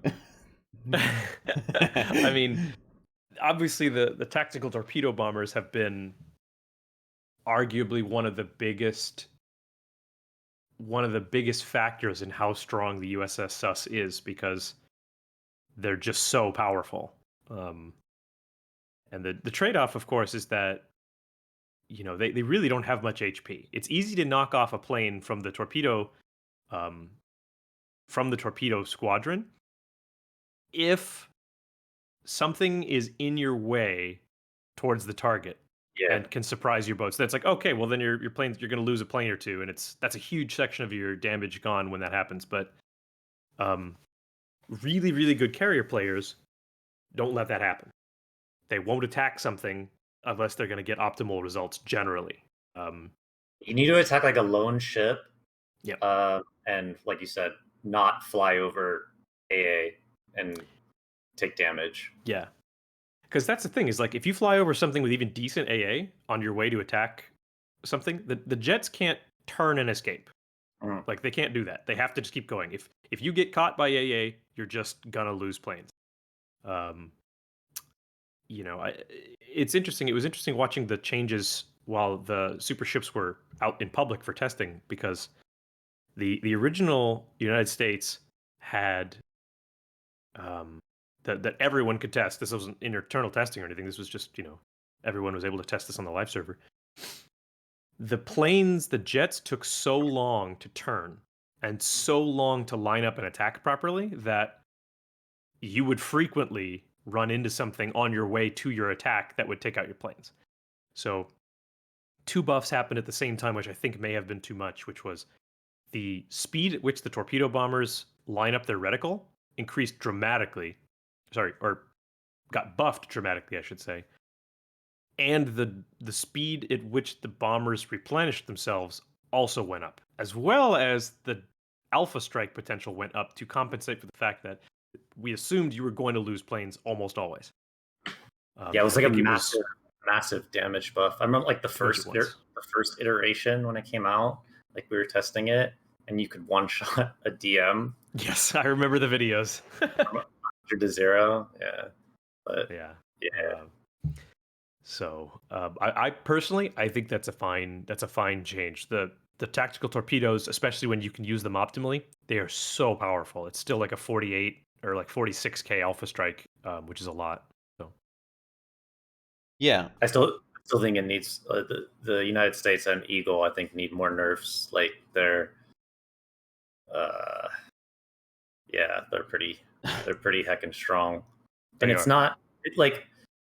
We talked about it before the podcast. The issue that I have, like beyond just like anti-CV bias, just from a more fundamental standpoint, is super ships. I know people complain about them, but I actually like super ships. I think they're fine for the game. I think they're cool. Like I think they're really cool. Like a potato in a Conde is still a potato. It's really bad. Yeah. A potato in a Hanover is still going to run it down and get one healed and finish with like 50k damage. Yeah. But a potato in the United States can still average 150k. I'm not bullshitting because I run matchmaking monitor and I've seen it. So I don't know how you fix that. Like I don't know how you fix it so like bad players actually do bad in it. It's tough because the very nature of a CV is that your ability to project yourself is almost never in danger until the game is already lost. So it's the same with artillery in World of Tanks in some regard, where you are always the last thing to die because you're in the back. And that means that you get to continue playing even after your team collapses, which means your damage will just be higher. Artillery is a little different because you have to have something spotting for you. You cannot spot for yourself with artillery. But you also have significantly less control over where your shot goes with artillery. But Super CVs are, I think, different than just a regular tier 10 CV. Like the most commonly complained about ones are, I would probably say, Nakamov and like FDR. I see people that are averaging like 40, 50k in Nakamov, like 40, 50k in FDR. Like, and they're not that good. You just don't see that with the super CVs. Sure. Like even like the worst players are averaging like a lot of damage. But you've mentioned it before that it's probably down to the jets, to the attack squadrons, and so yeah, I don't know how. It's interesting because like I'm a decent CV player, and I never find myself running out of planes in a super ship ever. Mm-hmm. Honestly, I can even throw away the traditional squadrons. I don't have to be as careful with them. Let me put it that way. Like I don't have to be careful with them because you'll always have tactical squadrons. Mm-hmm. I like that the preparation time is being nerfed again, just because you have to value your tactical strikes more. You have to value those more, and you cannot throw them away just as, lol, I get more later, they're free. It's like, yeah, but you need to utilize them when they're maximally exploitable, because it's going to be 3.5 minutes until you get another one. So it is difficult to balance, I would think. I am not the balance department, but yeah, it's tough to balance them and still make them fun. I really like jets, to be honest with you. I think it's just cool. Like I think jets are cool. I like jets. I'm a military history nerd, and seeing F8F Panthers take off the USS Sus, the little geek inside of me just like gets super excited. But yeah, it is tough to actually, it's tough. I mean, one might make the argument of, well, maybe we might sometime in the future move to a model where maybe they have charges, right? So it's like you have charges of the tactical squadrons. You still have the preparation time, but maybe they stack. Like if you don't use them for the first 10 minutes of the game, you might have 2 stacked. Like airstrike or something, yeah. Like airstrike, but it takes time between, there's a delay between launching them and launching back to back towards squads. Oh, baby. So that would be insane, yeah. Baby. Speaking of airstrike, actually, there's a change. Depth charges. So actually, I have a question for Boggzy here. Yeah.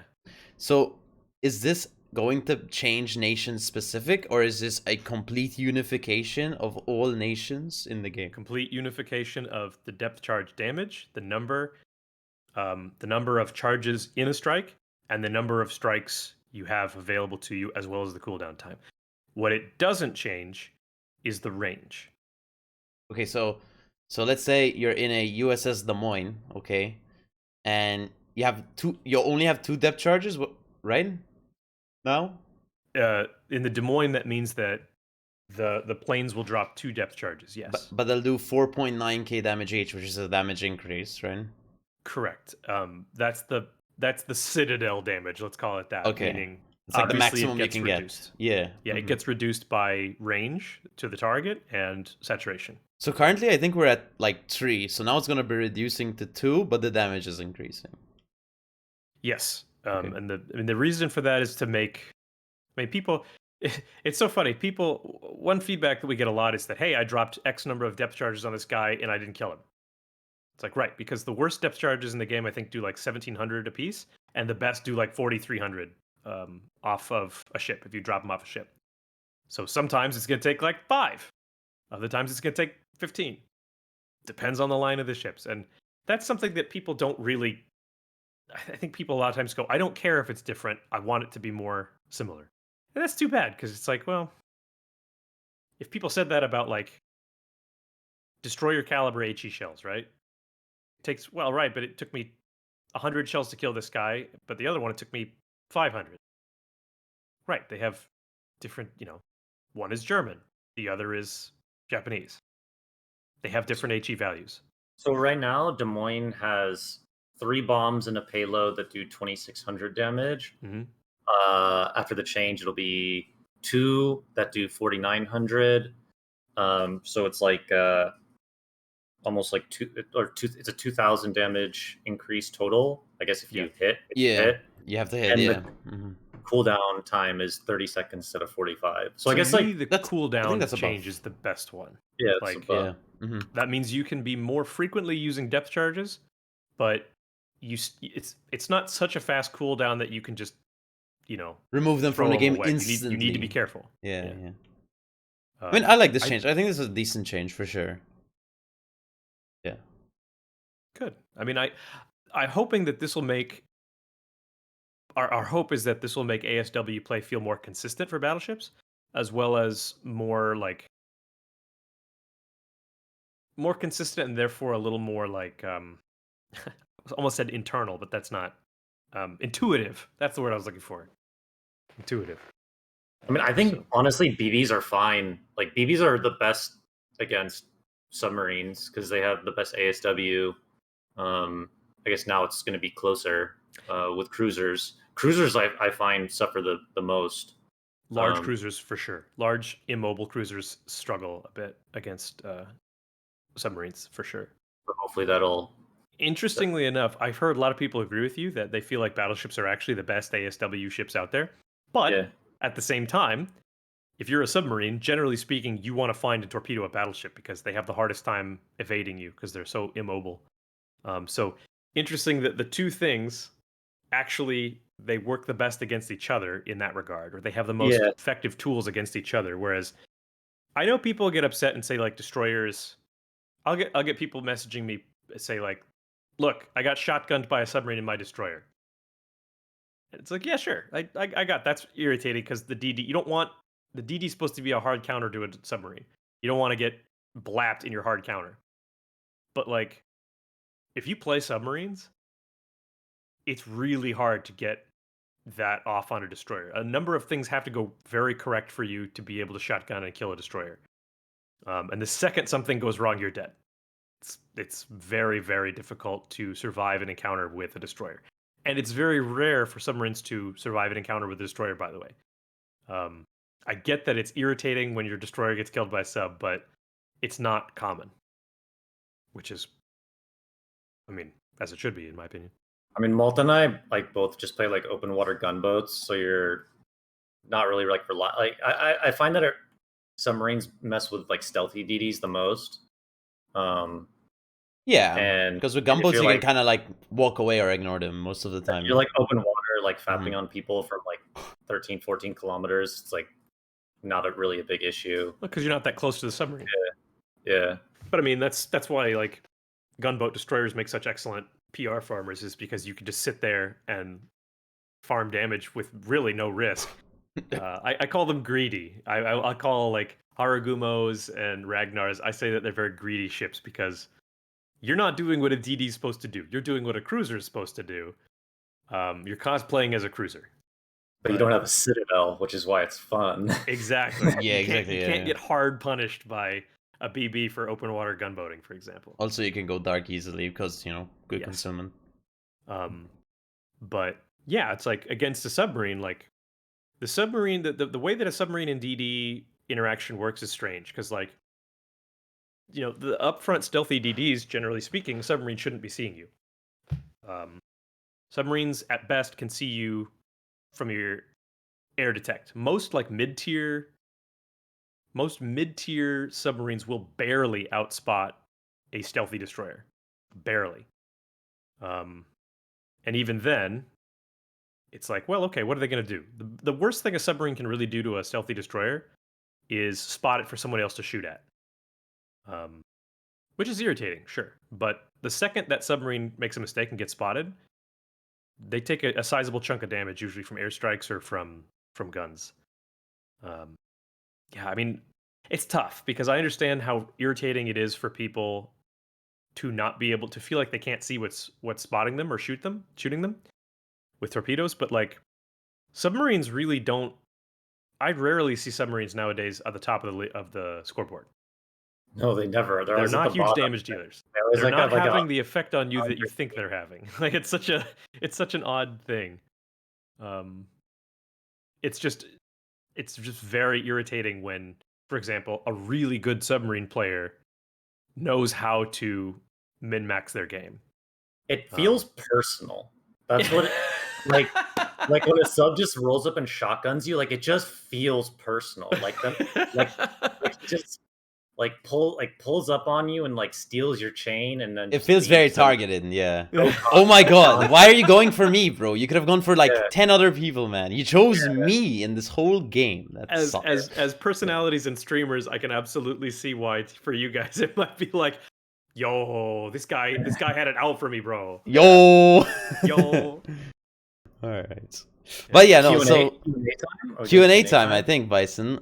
My favorite part. So So as always, if you guys send us questions, preferably on YouTube because it's the easiest for us to like find, Yeah. we'll answer your questions, perhaps if they're good, just keep them at in the end the of the show. comment section below, I guess. Right? That's the easiest way Yeah, for us to read on them. the YouTube. Yeah. So I think we should start off with our first question. We have 4 to try answer today. So our very first question is by CP Mac here. Very enjoyable. Question: favorite ship, worst ship, and what class do you hate pushing into? So who wants to take this question first? I can guess first, obviously. Okay, Boggzy. Oh, So, snap. what's your favorite ship? My favorite ship, anybody who remembers watching my stream back when I frequently did a personal stream, was I love the Aegir. I don't know why. I just do. I love German ships and I love large cruisers, which we used to call super cruisers, but I mean, now that there are actually super ship cruisers in the game, it's better to just call them large cruisers. Yeah, actually, the proper term is large cruiser. Yeah. Thank you. Actually, I really, really like the Aegir. My hope is to someday get an O class, like maybe at tier 10, that has an icebreaker, has a 40 mil deck, and it's just an unstoppable monster, and I'll be fine with that. Make it OP, I don't care. Essentially a Napoli, basically. I love the Aegir. It's just super fun for me. I like being able to broadside stuff at a long range with AP, and imagine what they're saying when they take 10, 12, 15,000 damage from just an AP volley that hit them in the upper belt. I just love imagining what those poor suckers are thinking. Wow, it's kind of fucked up. Worst ship, I absolutely hate the Fen Yang. I hate the Fen Yang. So bad. It's so bad. It's so really bad. bad. It's really bad. It's probably up there with the worst ship in this video game, I for mean, sure. I think you could make the Fen Yang decent by doing one thing. Making the deep waters just regular Pan-Asian deep waters. They don't need to be a Sashio torpedoes that only hit BBs and CVs. Just make them regular deep waters and you've got a decent boat. Or make it so like you don't have to take IFHE to pen BDs. Like, yeah. Or just make the HE pen 19 naturally as opposed to 17 so that you can pen superstructure. Like, please. But Boggzy, Mr. Wargaming employee, like, okay, the things that I would do for just a straight up copy pasta premium Akazuki, like, there's like eight chips in the class, man. Like, please, just give me one. Just one. Just one. Just I need it. Like Harakaze is cool, you know Harakaze 1? It has Yeah. those like Never got one. Akizuki style guns. Like the gun range is limiting, but it gets Kagero torps. It's really cool. It's really cool. Like that. Like, But I want like, an Akizuki. we got options, man. We got options. We got Teruzuki. We got Suzuki. We got Hatsuzuki, Mizuki, Wakatsuki, Shimotsu. Like, One. Just one of them. Just one of them. Duly noted. Or even a Vice tier has 9, this like list. a premium Kirakazi. Something. You could sell like this is how Wargaming is gonna make a lot of money. Just sell a tech 3 ship as premium so I can move my captain for free. Yes. Yes. Like you Duly guys would make noted. so much money off this like simple plan. It's really good. Duly noted. All right, well, you got to read this question too. Okay. Bison, I nominate you next. Okay, I can do that. Favorite ship is easy. Daring. Daring's my favorite ship in the Oh. game. I can play Daring all day, every day. It's my favorite ship. I love destroyers. I love gunboat destroyers. Daring is just has everything. Like, so like a lot of ships are. So it sometimes depends on like what matchmaking you get, right? Like we were talking about Des Moines earlier. Like, oh, there's a Vermont and Ohio and a Yamato. Oh, have fun, dude. Um, Even like overpowered ships, like Incomp. Oh, it's a CV game. Good luck, dude. Daring doesn't give a fuck. Daring is good in every matchmaking. It is good. Like if you know how to play a Daring, you can pretty much outplay like every other DD in the game, except for like I guess Smalland and stuff. Um, It's interesting to see how powerful Daring is when Smalland is not allowed as an option. Oh, for Mhm. sure. Yeah. So yeah, for me, Daring. The worst ship. Well, Fenying is taken. Um, hmm. Hmm.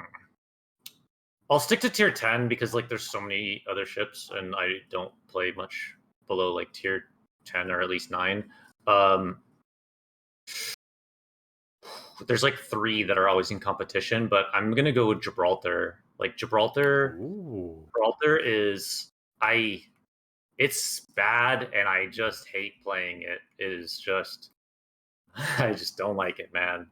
Just like like greater the saying like greater than the sum of its parts. Like Gibraltar's like the opposite. Like it should all work.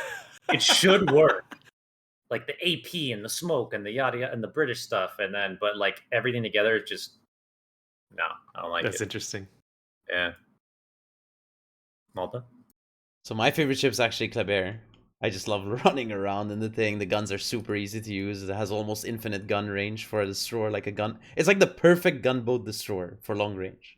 Club's So, amazing. so I Club's love Kleber. amazing. And obviously Wargaming have nerfed it over time, but it's still really, really, really fun, even in 2022. So I do still love playing it. Of course, you have YOLO potential torps, which you could have like a funny moment, but mostly just because of the guns and the reload booster and the speed boost and the French saturation. There's a lot going for it. In terms of worship, I would have said Gibraltar, but you took the option. I hate Gibraltar, so I'm just gonna say for me Z44. I hate the thing. I see there is no point of playing Z44 over Z46, which is free, and it has literally like everything which is better except for torp range You and torp have reload. you have 10, 12-kilometer torpedoes Yeah, that but reload every 56 seconds. you're right, but Z46 has better guns. It has hydro. It has the same concealment. It has higher damaging torps, even though you don't launch them as quick and they don't have enough range and stuff. The damage is actually higher. So, Are there other tier 9 destroyers with 12 km or higher torpedoes Yugumo. besides Yugumo and then Ostergotland, right? Kitakaze. Because yeah, Oh, Kita's got 12, right? Okay. black. Yes, it's black. Oh yeah, there's the black.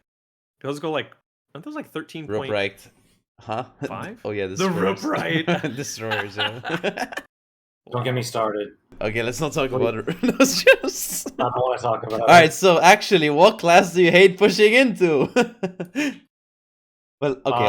CV. Let's not include CV and submarine. Just let's just say surface ship. What class do you hate pushing into? That's a vague question because like, or let's say, what ship do you hate pushing into? Just like if you were to mention one. There's a lot, obviously. But... Well, Genon's terrible to push into, but nobody plays it. So, yeah. Smolensk. Okay, that's a good one. Having to push into Smolensk is pretty miserable. I'm just gonna say it. I'm gonna say Schlieffen. I hate playing against Schlieffen in ranked who's pre-kited against me. Yeah, I think. When was the last time you had to push into a Schlieffen? They just run in my mouth every game. And they kill me. Yeah. Anyway, yeah. I don't know, but when I have to push into it, like let's say with like an Ohio or something, you just die. Like if you don't have help, you just die. Yeah, you do. So that's my least favorite ship to push into. What about you, Boggzy? Any? When I play comp, trying to push into a Goliath, it's like, I remember the call would be, okay, I need you guys to push that. Yeah, but there's a Goliath there. I know, just do your best. The disappointing okay. Because Okay, like guys. yeah, because really what you're doing. I mean, I had to play Kremlin a lot because when I was calling, it's much easier to call from a ding dong battleship like Kremlin than it is from a DD.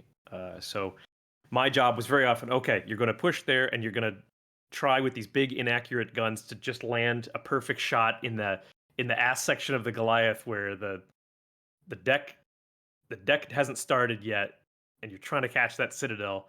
You're trying to bypass the like the 150 millimeter spaced armor plate, and you're just trying to find that little niche with the most inaccurate battleship guns in the game. So you're like, ugh. Even when you get that citadel, he pushes the button, he's like, ha ha ha ha ha. So that's Yep. irritating. All right, let's move over to question 2 by RC Pump. So I the like question, this one. So the question is, do you think you should be able to div up in ranked, even a maximum of 2-man divs? So similar to how ranked sprints were, but in a real ranked season. Okay, I want to take this one because, like I said, I really like this question. I thought about it a lot, more than I should have. Part of me wants to say yes, because ranked can be miserable, and I know a lot of people like dread ranked and stuff like that, which is another argument. But I remember, yeah, they did have like some seasons where you could have a 2-man div, and it was like really fun. So I want to say yes. However, I think I have to say no because, unfortunately, there's a lot of people who play ranked simply because it's only solo queue. Like, they don't have to deal with divisions and randoms. They don't need to find a clan or whatever. Like, it's literally, you just press battle, everybody gets matched up, and there's no divisions and stuff like that. So, for those people, like, out of respect for them, I think probably no. Even though I personally would like it, I think no. Yeah, you'd rank out a lot faster, wouldn't you? Yeah, it'd be super easy. It'd be super easy, right? Smoke Botsons. Gigachan. Smoke Botsons, I think, like Bison said, I would agree. Like, it would be really fun to play with people, but at the same time, let's say there's a day I'm gonna play alone.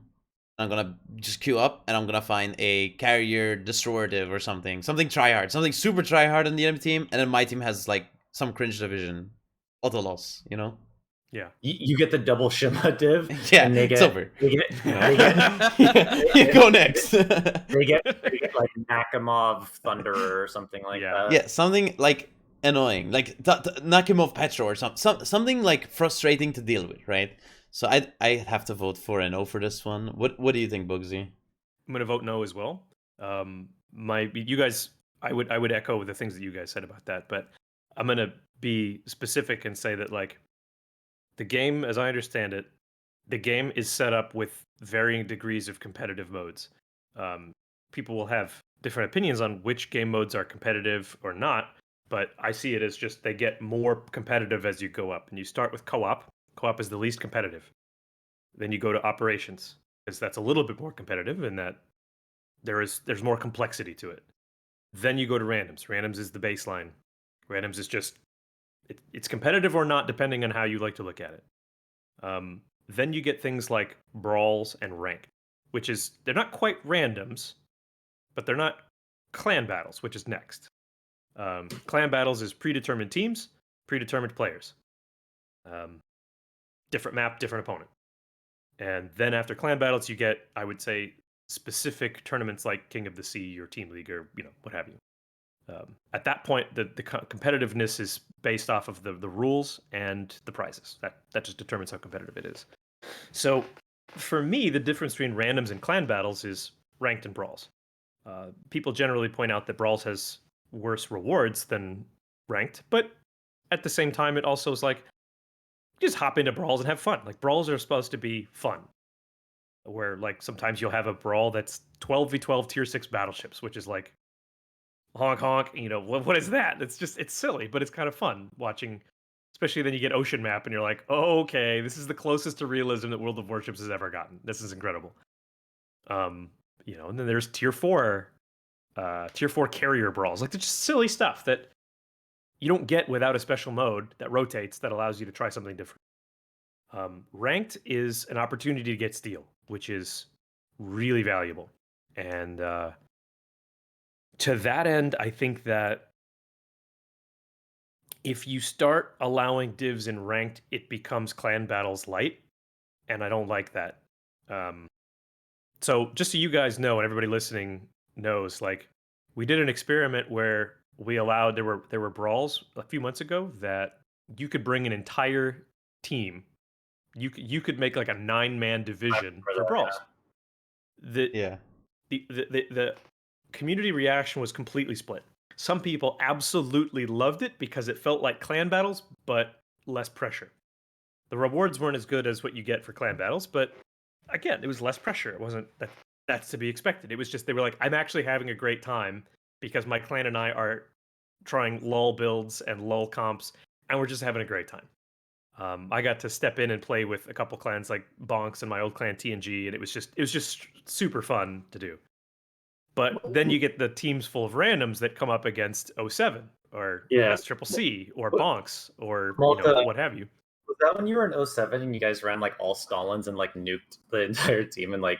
No, so that one was different. That one was clan brawls, because brawls now is kind of shifted from clan brawls to brawls. But back then it was brawls, and I think that could be a fair argument, Bison. Actually, from what Boggzy was saying, we have there's people complaining about this, but I think there could be the normal brawls mode for like a week, and then there could be clan brawls mode for a week. That's interesting. Because when Clan Brawls was on, it was really fun to fight even 12 versus 12 pre-made. Even the enemy team was pre-made, and you come up with strats or whatever. We just ran full Stalingrads, and I think we won in 2 minutes and 45 seconds, and no one on our team got XP, because if you win too quick, you don't get XP. Yeah, you don't win anything. Yeah. And it was a real match. It was a real match. It's up there somewhere. I think it's on Doyle's Twitch channel. I mean, the people, the random teams that were put together by the matchmaker who ran into a full comp clan team did not have a good time. No. And that's because it's clan battles. Like, I didn't want to play clan battles. I wanted to play brawls. And it's like, okay. So we had a big internal discussion about that. And hopefully for future brawls, we can implement what I think we've learned from it. I can't exactly tell you the decisions we made based off of it, but like that was a really good learning experience of, okay, there's a clear divide in the audience here between what is fun and what is not. So I would say no. I think that divisions in ranked, no, it's not a good idea. Thank you.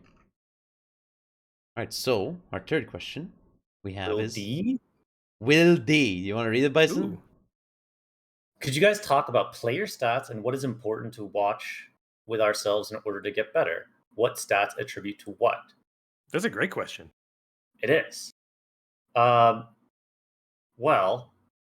I would say that probably, to me, the most like important stat, because there's lots of different stats, like there's PR, but PR can become manipulated. It's dependent on like what ships you play.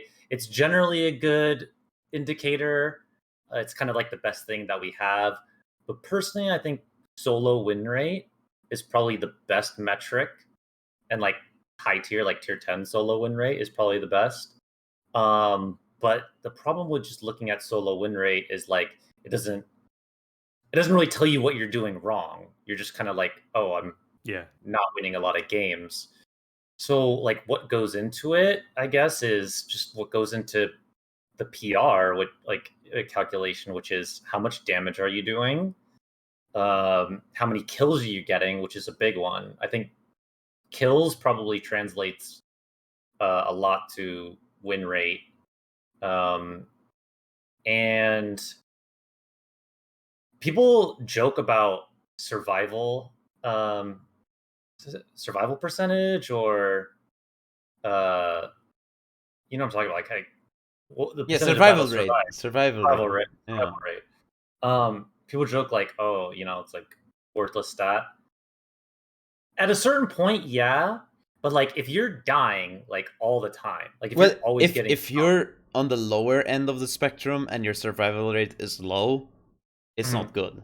But when you're also at like super unicom level, super high level, and your survivability rate is low, that's actually not a bad thing. because sometimes, let's say you're a super unicom, though you're gonna win the game anyway, you just kill yourself because you're gonna get 10k extra damage. Kill And yourself for damage. 10k extra damage, even though it might not be a lot, it is actually a lot in a real game. So yeah, but anyway, we're really like there you're talking about like some like heavy min maxing, right? him like min maxing, yeah, exactly. Killing yourself to get that extra damage. Like killing yourself on purpose. For the average player, you should never like, do it when you're gonna lose a game, obviously. Yeah, definitely not. I've definitely thrown games where I'm like, oh, it's over. Gonna int myself for damage. Oh wait, my team threw. Fuck. Yeah, I'll do that actually a lot. Where it's like, okay, the game is almost completely locked to win. I'll get way more aggressive and attempt to put as much damage out as I can, and then die in the process because it gets me better stats at the end of the game. It doesn't jeopardize my chance of winning, and it also lets the game go a little longer for everybody else. Yes, Farms yes. open, boys. So to me, it's a win-win. But so 1 times out of 20, it does result in you throwing the game by accident. So this website I have open here in terms of statistics, this is, well, I just got the Girls of War leaderboard, Bison, because we're kind of close to the top on this one, so we can kind of compare our own stats, right? But this is the Girls of War leaderboard, for example. The stats that actually properly matter for the website itself are damage, average frags, and win rate. So only these 3 matter. Like the average planes destroyed is completely irrelevant. Yeah, even though it has a color attributed to it, it doesn't mean anything. And the average experience, even though it's listed, also doesn't mean anything, right? So when if you're looking for PR farming and stuff, the things you really end up caring about are damage, the kills, and the win rate. For those of you watching who maybe don't know what this is, he's looking at WoW Stats and Numbers as a third-party website run by a gentleman by the name of Wayaki, who has had this up for a very long time. This has sort of become the gold standard for the community in terms of judging your World of Warships report card. So what this does is this website scrapes the UI of Warships internally. All the metrics you can see here on this website are stuff you can see in the game as well, and it just collects them and organizes it and makes it a nice, easy to understand color as well. So in the competitive community, this is oftentimes your bread and butter for judging whether or not someone would be a good addition to your clan. And it's tough because a lot of it can be misleading. Like, I know several people in the comp community who have incredible random stats. They absolutely do not know what they're doing in competitive. Those people are funny too because they're often the biggest, loudest voices of why Turbo they're so egos. awesome. Yeah. Yeah, it's like your PR doesn't matter if you don't know how to play comp. Like, because it means you know how to farm. It's not just mechanics, right? Because these stats may show you mechanics, like mechanical skill and stuff. Yeah. But really and truly, random stats are you playing against not as good players, you know? You're playing against not good players in randoms on average. Whilst in comp, you're going to be playing against super unicoms most of the time, you know, if you're in a good plan. And like, another thing this doesn't show you is communication, right? Which is another big thing for comp. Definitely. Like if you go to if you pull up my page, I can show you guys like how I look at it. Because I've got like I think close to 11,000 randoms now. The first 4,000 or so were not like great. I didn't even know this website existed. And then I started playing, but then I also became a streamer. And when you're streaming, it's a lot harder to like. I always say that when I'm streaming, I play 20 to 30% worse. Just because I'm looking at the chat. You're distracted, and not the game. Yeah. You're distracted. Mm-hmm. So like, I'll admit to you guys and to your audience right now that like one thing I have not done in World of Warships, because I feel like I've done just about everything there is.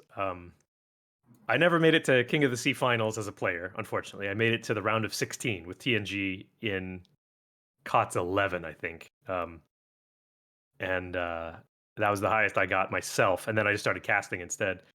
But I've always wanted to have purple PR because it's a big thing. Like it's a big benchmark for competitive players to have purple random PR. And the problem was that as a CC, I was always playing brand new ships because I was playing them on stream where I performed worse. And the new ships, especially like the Steel or the Research Bureau ships, they tend to be very difficult to keep PR with because the audience that you're playing with is much harder. So lately, I've been going to the ships just for the sake of trying to get purple PR finally to put a nice button on my World of Warships career. I've been playing lots of tech tree ships with lots of battles played in them by the community that have a very easy time farming damage. So Wooster, Grozovoy, This is because Moines. like PR is based on the average player statistic of that ship, right? That's Right. how it works. So like for example, let's say Bourgogne has a really high average damage, 108, 109k, 54% win rate, you know. So that's because the majority of people who play Bourgogne are good players because it's a steel ship, so it's harder to get. Therefore, to actually get PR that is equivalent to, let's say, Yamato, for example, which is down here, you need to do X amount higher average damage, X amount higher win rate, X amount higher average frags to get the same exact PR. And that's how PR is based. It's per ship, obviously, right? So you can even see here, like if you look at the battles played in all these ships, like if you look at Thunderer, Thunderer has, okay, there you go. Yeah, if you just click on battles, you can see like Patrie right now, 1,200 battles played on the server, on the NA server. That means that you're up against a very small sample size, and you have to do. And again, the Petri was for credits in the auction, which means that a very few number of people got them, and generally those are people who have played enough to have that many credits. That means they're probably gonna be good, which is confirmed by, or at least supported by, seeing 122,500 average damage per game. That's bananas. Another interesting thing about PR is you can look at a ship's like the PR of a ship and see basically what the skill gap is on that ship. Like battleships, for example. I'm gonna piss off like battleship mains right now. Battleships are the hardest class to get PR in. Why is that? Because the worst battleship player can run it down and do like 50 or 60k damage because he gets a few salvos off before he dies. Like he still can get some damage because it takes a long time for him to die and he shoots big guns, blah blah blah. So it's really hard, for example, to get like super unicum PR in battleships. You look at a gunboat destroyer, like Marceau, I think is like the biggest like PR farm. Like, yeah, a lot of people think like French TVs are overpowered, but like if you average like 100k in Marceau, it's like 4,000 PR or some shit. 4,800 is the top PR. Why is that? Oh, why of course is that? it's gang. Good lord. Because whatever. Because wait. Gang's like number one in everything. The top two are gang. Yeah. Of course. Yeah. Jesus, somebody tell him to go outside, please. Like I'm gonna ship him like one of those old timey.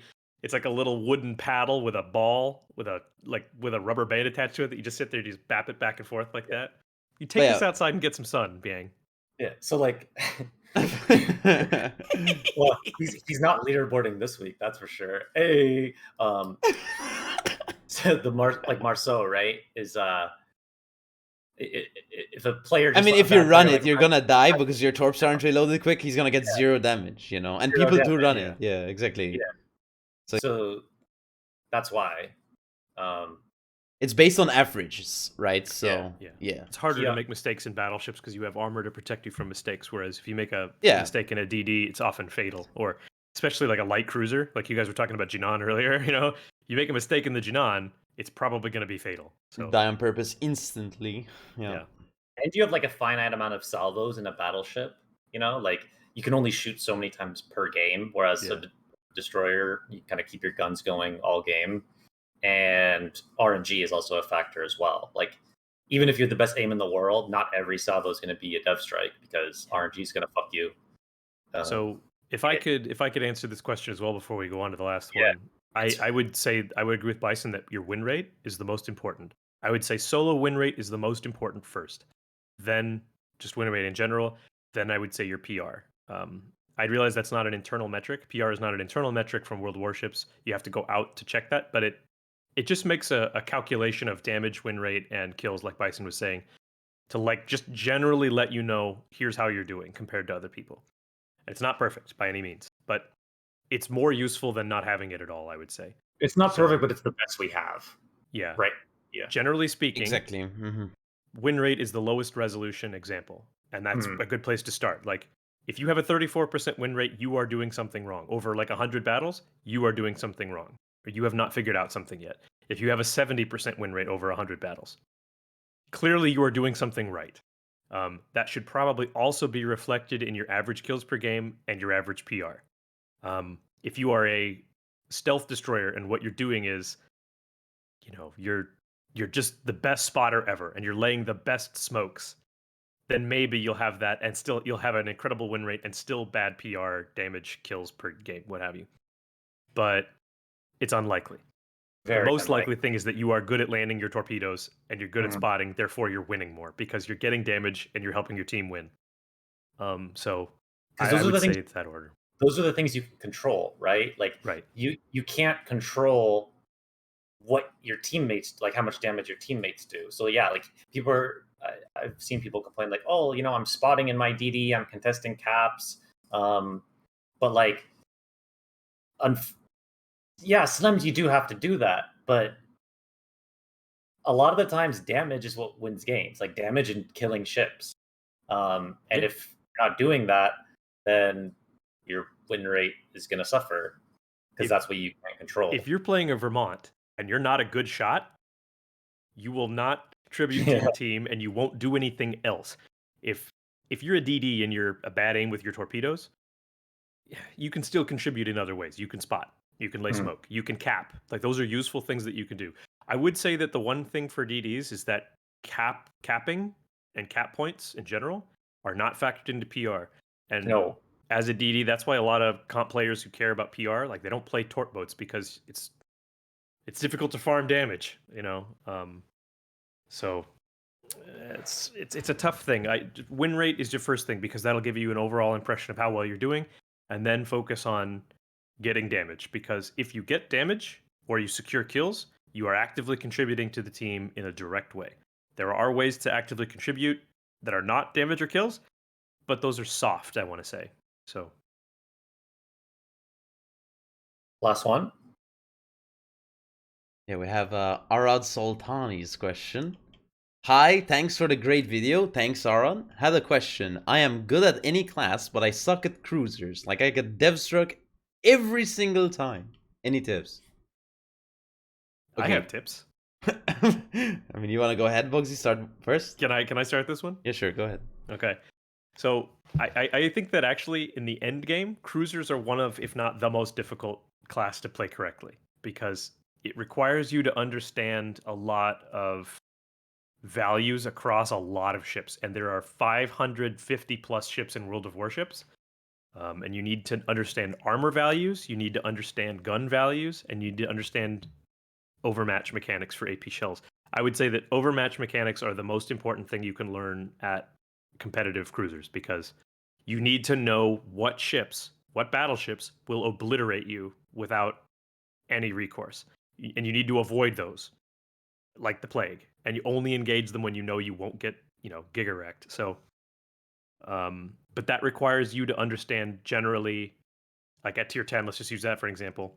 Hi, I'm playing a Wooster. What is going to end my match in one salvo and what's not? Well, you have a 30 millimeter deck.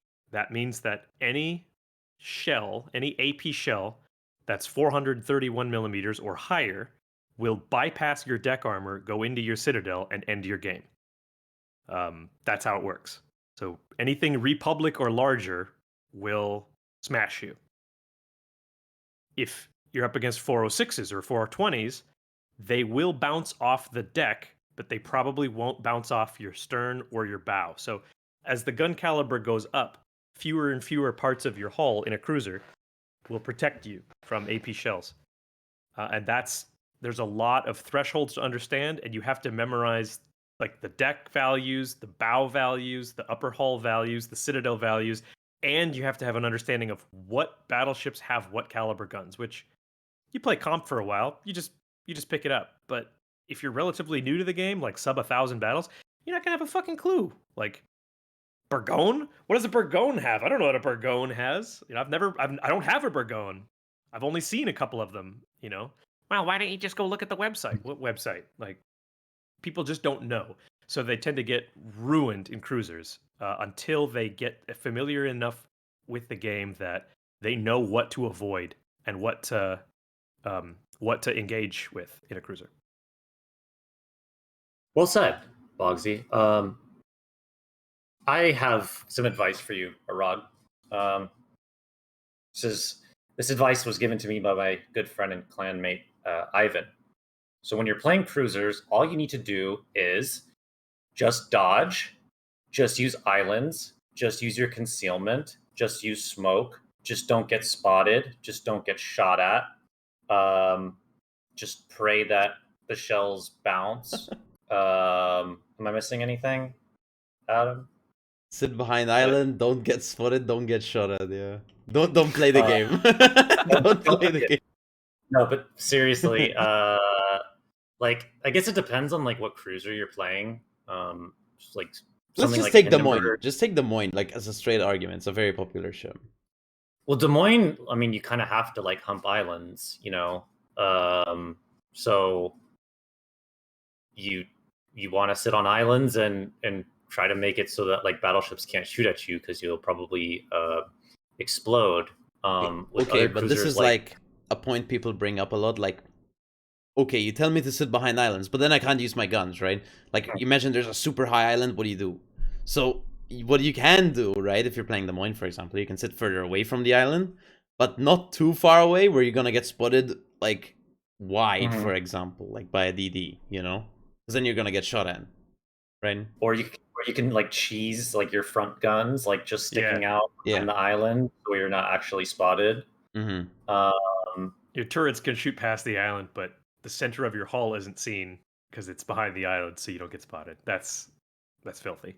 Other cruisers, like more kind of like open water cruisers, like a Hindenburg or a Zao, stuff like that.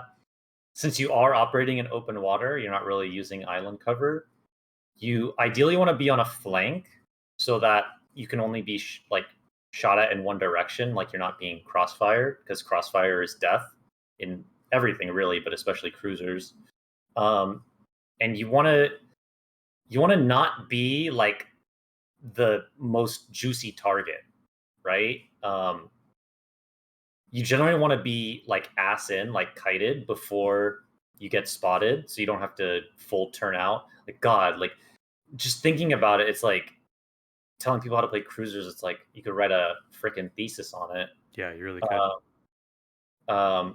But one thing that really helped me, because I sucked in cruisers when I first started, one thing that really helped me was playing Russian destroyers, the gunboat destroyers, because it's a very similar play style, like your open water, HE spamming, but you don't have a citadel. So the chance of you getting one shot is super low, but it's still kind of the same play style. So honestly, I feel like if you suck at cruisers, instead of trying to just smash your head and keep playing cruisers and getting dev struck, try playing Russian DDs and do that play style. That's good advice. Don't play it like a normal DD. Play it like open water gunboat spammer. It's like a cruiser with training wheels. Yeah, exactly. That's literally what it is. That's exactly what it is. Yeah. That's funny. So that's good advice, though. Yeah. I mean, like, for me, like, the only thing I can really say that you guys didn't mention, I guess, is range is your advantage and why you want to sit at, like, long ranges in cruisers. And I'm not talking, like, taking range mode. You can just take reload mode. For example, in Hindenburg, you get, like, 17.8 kilometers or something. You can sit around 16 kilometers. The reason you're doing that isn't because you don't want to, like, tank for your team or do these types of things. It's just to minimize damage. Plus, when something shoots you, you have enough time to react to it, right? That kind of helps you to not get dev struck also, you know, sitting at range. Now, obviously, sometimes you have to push up, but it's just something that can help you maybe in the future. Yeah, I mean, I feel like a lot of there's a common thread to what all three of us said, which is basically like, you need to avoid battleships. You in a cruiser, you absolutely must avoid battleships. You avoid them, but you have to farm them also. So it's like, you also have to farm them. Yeah. That's true. That's how you get your damage, generally speaking. Yeah. There are certain types of cruisers that are better at doing that. And cruisers also have the most wide array of playstyles, I would say. Like, there are some cruisers that are basically just giant destroyers with citadels. There are some cruisers that are wannabe battleships that actually, they almost battleship better than battleship. And then there are some cruisers in between where you're going, I don't know what this is supposed to do exactly. Like Gibraltar. I would say that Gibraltar. Gibraltar, okay. Like a Des Moines, for example, I would argue is an anti-cruiser cruiser. It's Mhm. it has really good AP angles. It has like decent HE. It's not incredible, but it has really, really high DPM. And it can sit bow in where other cruisers aren't going to overmatch it. So it can sit bow in and not be, have a problem. It's mobile because it's got that cool leg mod. It's got, radar. It's got a lot of tools to help it deal with other cruisers, basically. It will out 1v1 most cruisers in general. But again, you put it up against a battleship, even one with 406s, they're going to get you. It's just going to happen because your job isn't to sit there and duel battleships. Then you've got something like a Stalingrad, which its job isn't to duel battleships either, but it can do it way better than a Des Moines. Like it's like a light battleship basically. It's really scary in that regard. Then you've got a Napoli, which has got so much armor and it's so much mobility and flexibility that it can function like an assassin where you're like, hey, I need you to go kill the Kremlin. Okay, it's probably a 50-50 shot, but I'll go for it, And if the Kremlin whiffs its shot, then yeah, it's going to get the Napoli's going to roll up on it, it's going to torpedo it, and then it's going to put AP into the Citadel at close range, and it's like, okay, well, you just 1v1 the battleship. Well done. But then you've got like a Jinan, which dies to a stiff breeze. But literally, if something's trying to push into you, like a battleship or cruiser's trying to push into you, you're going to make their life absolutely miserable. So there's just so many varied tasks and strengths and weaknesses of cruisers, and it requires a lot of experience to know what they all are and how to maximally exploit your ship. So lots of mistakes are possible in cruisers. Yeah, I mean, like a Stalingrad or a Moskva is essentially a different class entirely from a Minotaur, right? Oh like yeah. there's very little in common between the two ships, even though they're both technically cruisers. Yeah. Watch King of the Sea, man. Like, you want to get better at cruisers? Watch King of the Sea and watch how people play cruisers and how they position cruisers and when cruisers make moves or fall back. You'll just start to get it after a while. Also, just watch King of the Sea because just do it. The plugs. Yeah. All right, but that was basically our last question in the Q&A, which means, sadly, We gotta go. We gotta go. It's over. We've been at this a while, haven't we? This has been like 2 this hours. is our longest podcast, but I'm happy. I'm happy. I don't think we cut corners at all. I think we talked about pretty much everything, right? I had it's probably such a good time with you. Yeah, Boggzy. it was very fun. Thanks, guys. I really appreciate you guys having me here, and I'm also thrilled that you guys are making this podcast in this format because I know that we had talked about it ahead of time when you guys were talking about like, hey, we're thinking of doing a podcast, and we've all had various experiences with podcasting and whatnot in the past, and there's a couple of really good podcasts out right now, and but I've been waiting for one to do a visual element as well. So I'm glad that you guys have done this. I know it's a lot of extra production work. There's a reason I didn't do mine this way because it's a lot of extra work, but I thought that we would have a lot of fun, and it's been more fun than I imagined. Yeah, it's been really cool, and we just started. So, and it's awesome to be able to get an actual Wargaming employee on. Who else would you guys want to talk to, by the way? In From terms Wargaming? of Yeah, from Wargaming. If you had to do an interview with somebody, who would it be? My dream is Seraphis for sure to get on. Oh, really? Yeah. I'm sure he'd love to talk with you guys. Oh yeah. We're not picky, man. We'll take anything. We'll take literally anyone, but he said who, So Bison, who would you take, except for Boggzy, of course. Like the CEO. Yo, can CEO of Wargaming? CEO of Wargaming. No, the guy who implemented submarines. So I could be like, what are you doing? Why did you do? I don't know whose idea submarines were. I mean, I think it was people like to say that it was sub-Octavian, but it was a group decision about, product direction and whatnot. It's not like there is somebody who is responsible for adding certain things to the game. It Darth just doesn't quite work that way. Vader submarine character. Ha ha ha ha. Oh well. No, I mean, yeah, we'd love to have anyone on. It's cool to have someone from Wargaming to provide. I mean, you provided like Quite a lot of insight, yeah. Oh, good. depth perspective. I mean, I know there's always the joke of like Wargaming doesn't play their own game or what have you, and I mean, I hope that narrative can be put to rest, because there's a lot of folks who do play, even folks like on the producing end, people you might not know by name necessarily. They're actually really good. Not everybody has time to play comp, for example. I really don't have time to play comp anymore either, unfortunately. I haven't played at all this season. Although, actually, before we go, have you guys played this season? Like, is it what you thought it was going to be? I've played Is 2 it better games or this worse? season. I've played 2 games. No, not 2 games, 2 sessions this season so far. I've actually played today, and so has Bison. It was like I was kind of actually optimistic for it because I felt like the same tier 10, like Napoli, even though the super ships got brought in, like Smoke Nevsky stuff, like the meta was getting kind of stale. Sure. And so I was like, oh, tier 8 is gonna like shake things up. I think I actually would have just preferred tier 10, but with like restrictions. So actually, one of the feedbacks, if you want to write it down, Boggzy, for clan I'm battles, always taking feedback.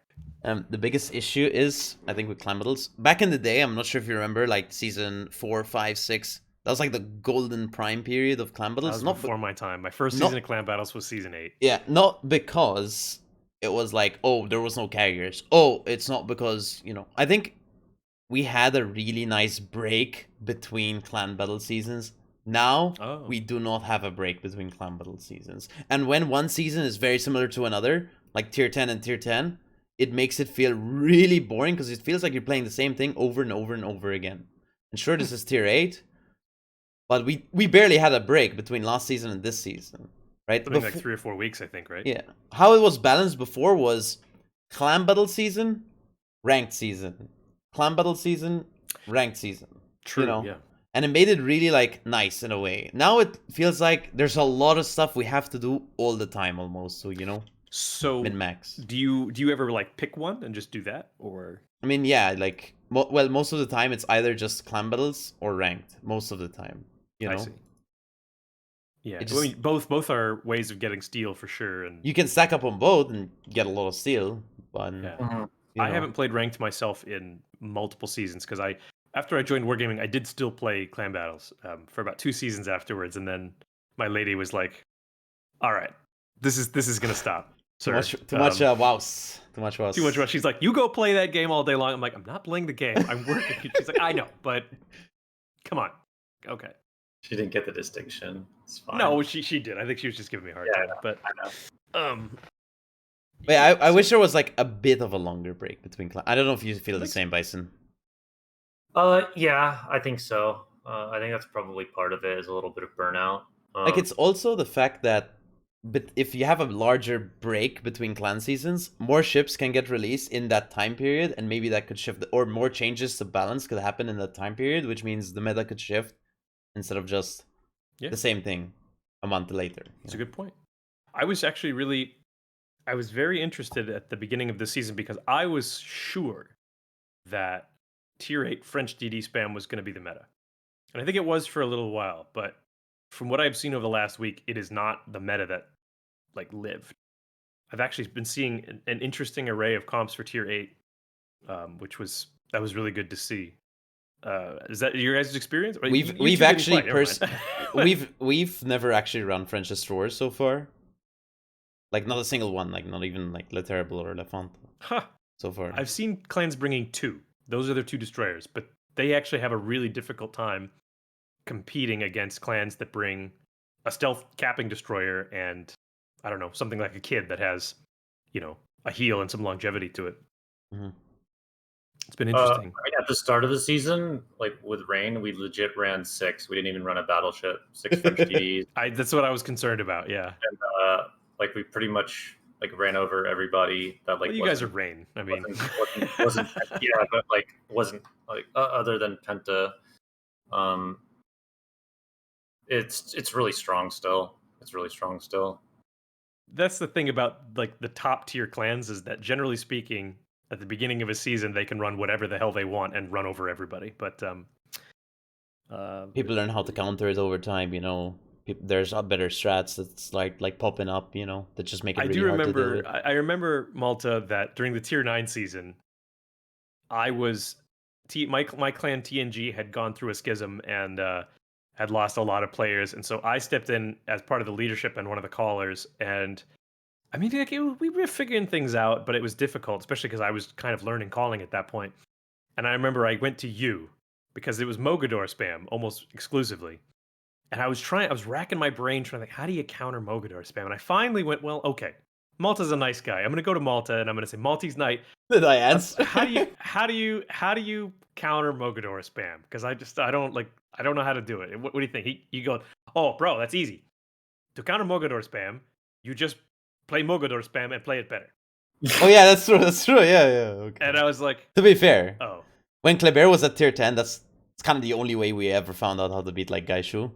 yeah. If you don't Yeah, play the same that- thing except better, you lose. that was like the only time like you guys started to like Beat like- you guys, yeah. Because before that, we were suffering because there was like the old guard mentality of we're not gonna run French DDs because it's cheesy, you know. Then we were like, wait, that's so dumb. We're losing on purpose, you know. And it was refused to roughly do around the Mogador last spam. 2 weeks of the season which we switched, but we actually had a pretty good win rate at the end. But sadly, we didn't have enough time to catch up, obviously, because it was the last 2 weeks of the season where we actually started playing. But it was That a very was good like- trend. that was like pre-Venezia though. I feel Yeah. like Yeah. Venezia got released. If you just throw a couple of Venezias in, like the French DD spam is really not. I mean, nowadays it's not as potent as it was before. So There's a lot more tools to deal with yeah, something like Petro exists, Napoli exists. Yeah, exactly. things that don't get just farmed to death by speedy destroyers. Yeah. Yeah. Well, gentlemen, I really appreciate you guys having me on. This has been delightful. This is a blast from my past too to do podcast format and just talk about World of Warships. So You're of course welcome back. Thank anytime. you, Boggzy, for coming. Love Yes. Yeah, thank you so much. Like, really, it was awesome to have you on. my pleasure, man. I'm really glad, as someone who's partly in charge of the CC program, I'm glad that two of our awesome CCs are making like cool content. Like that's the best thing I could ask for is just you guys are having a good time making something great. So Thanks, It's- Boggzy. Too sweet. Bob. Fun fact, actually, for anyone who's watching, me and Bison were both under Boggzy's hard rule because we were under NA CC. But we both left him, actually. Now we're under... True. Now we're under True. Seraphis. yeah, clearly I did a great job managing the NACCs. Two of the biggest ones, two of the biggest channels just ran off to EU. I'm out. See ya. Yeah. Bye. No, Sure, but Seraphis anytime has like cake. I needed something, like by needed something, not like needed something, like let's say a code didn't work for a player or something happened, Boggzy was always there, you know, to help us because that's, you know, what he does, you know. That's And he's fair. always nice about it, so it was always really cool to communicate with him. I So, try yeah. to be. I try to be nice. I mean, yeah, no, because I was like, I'm not gonna name names, but it's just in the past it was like harder to communicate with some people, you know, like to get something, it would take like 2 days to get a reply, but you're always there instantly on top of the things, you know. It was definitely helpful for me because I was a CC. I know what you guys, what kind of problems you guys run into, and I know what it means when something goes wrong. So it's like you can't do your shit. Yeah. You know. So having personal relationship with many of you guys and being familiar with you is helpful at doing my job. So yeah, keep doing what you're doing, guys. It's awesome. I've had a great time. So I'm looking forward to seeing more episodes. Thanks, man. Thank you, Boggzy. So we reached 2 hours and 24 minutes on this podcast, everyone. It's our longest podcast to date. Well, it's only our third podcast, but let's see if we can ever beat it again in the future. Maybe on a Boggzy re-invite, potentially in the future. But yeah, that was episode 3. We got to talk with Boggzy time. Thank you for, of course, accepting our invite, Boggzy. Thank you again. And of course, me and Bison will be back in around 2 weeks with another podcast, hopefully, potentially. You know, maybe with a patch, I think. We'll see. But yeah, guys, I hope you enjoyed the podcast. If Bison has anything to say, maybe Boggzy, any closing statements? Nothing other than I love you guys and thanks for joining us. But that's Yeah. pretty much it. My only thing is don't forget to watch King of the Seas. King of the Sea 14 coming up soon. Don't forget to watch. All right, there you go. King of the Sea 14. It'll be on the Wargaming official channel on Twitch. I'll just put a link down. And do you want any links, Boggzy, to any of your Twitch or anything in the? Oh no, I mean just Google King of the Sea. Oh, to mine? To yours? Sure. Yeah. I don't stream, You stream? all that much anymore. But if you guys want to follow my Twitch channel for the times when I do actually stream myself, it's Boggzy time on Twitch because some asshole took Boggzy. Yeah, don't worry, someone took MalteseKnight as well, so I had to I put know an that's why you got an underscore. underscore, right? Even in WoWs, I have an underscore now, sadly. But yes. Sorry, man. Me and Bison, of course, will be streaming normally daily. Well, I stream daily. Bison streams daily as well, I think, most of the time. I'll try to upload the YouTube videos every 2 days if you're interested. And Bison uploads, well, when he feels like, I guess, because Giga Chad moment. Too cool for school. But yeah, that's pretty much it for our 3rd episode, everyone. And we'll see you in the next episode. So yeah, goodbye.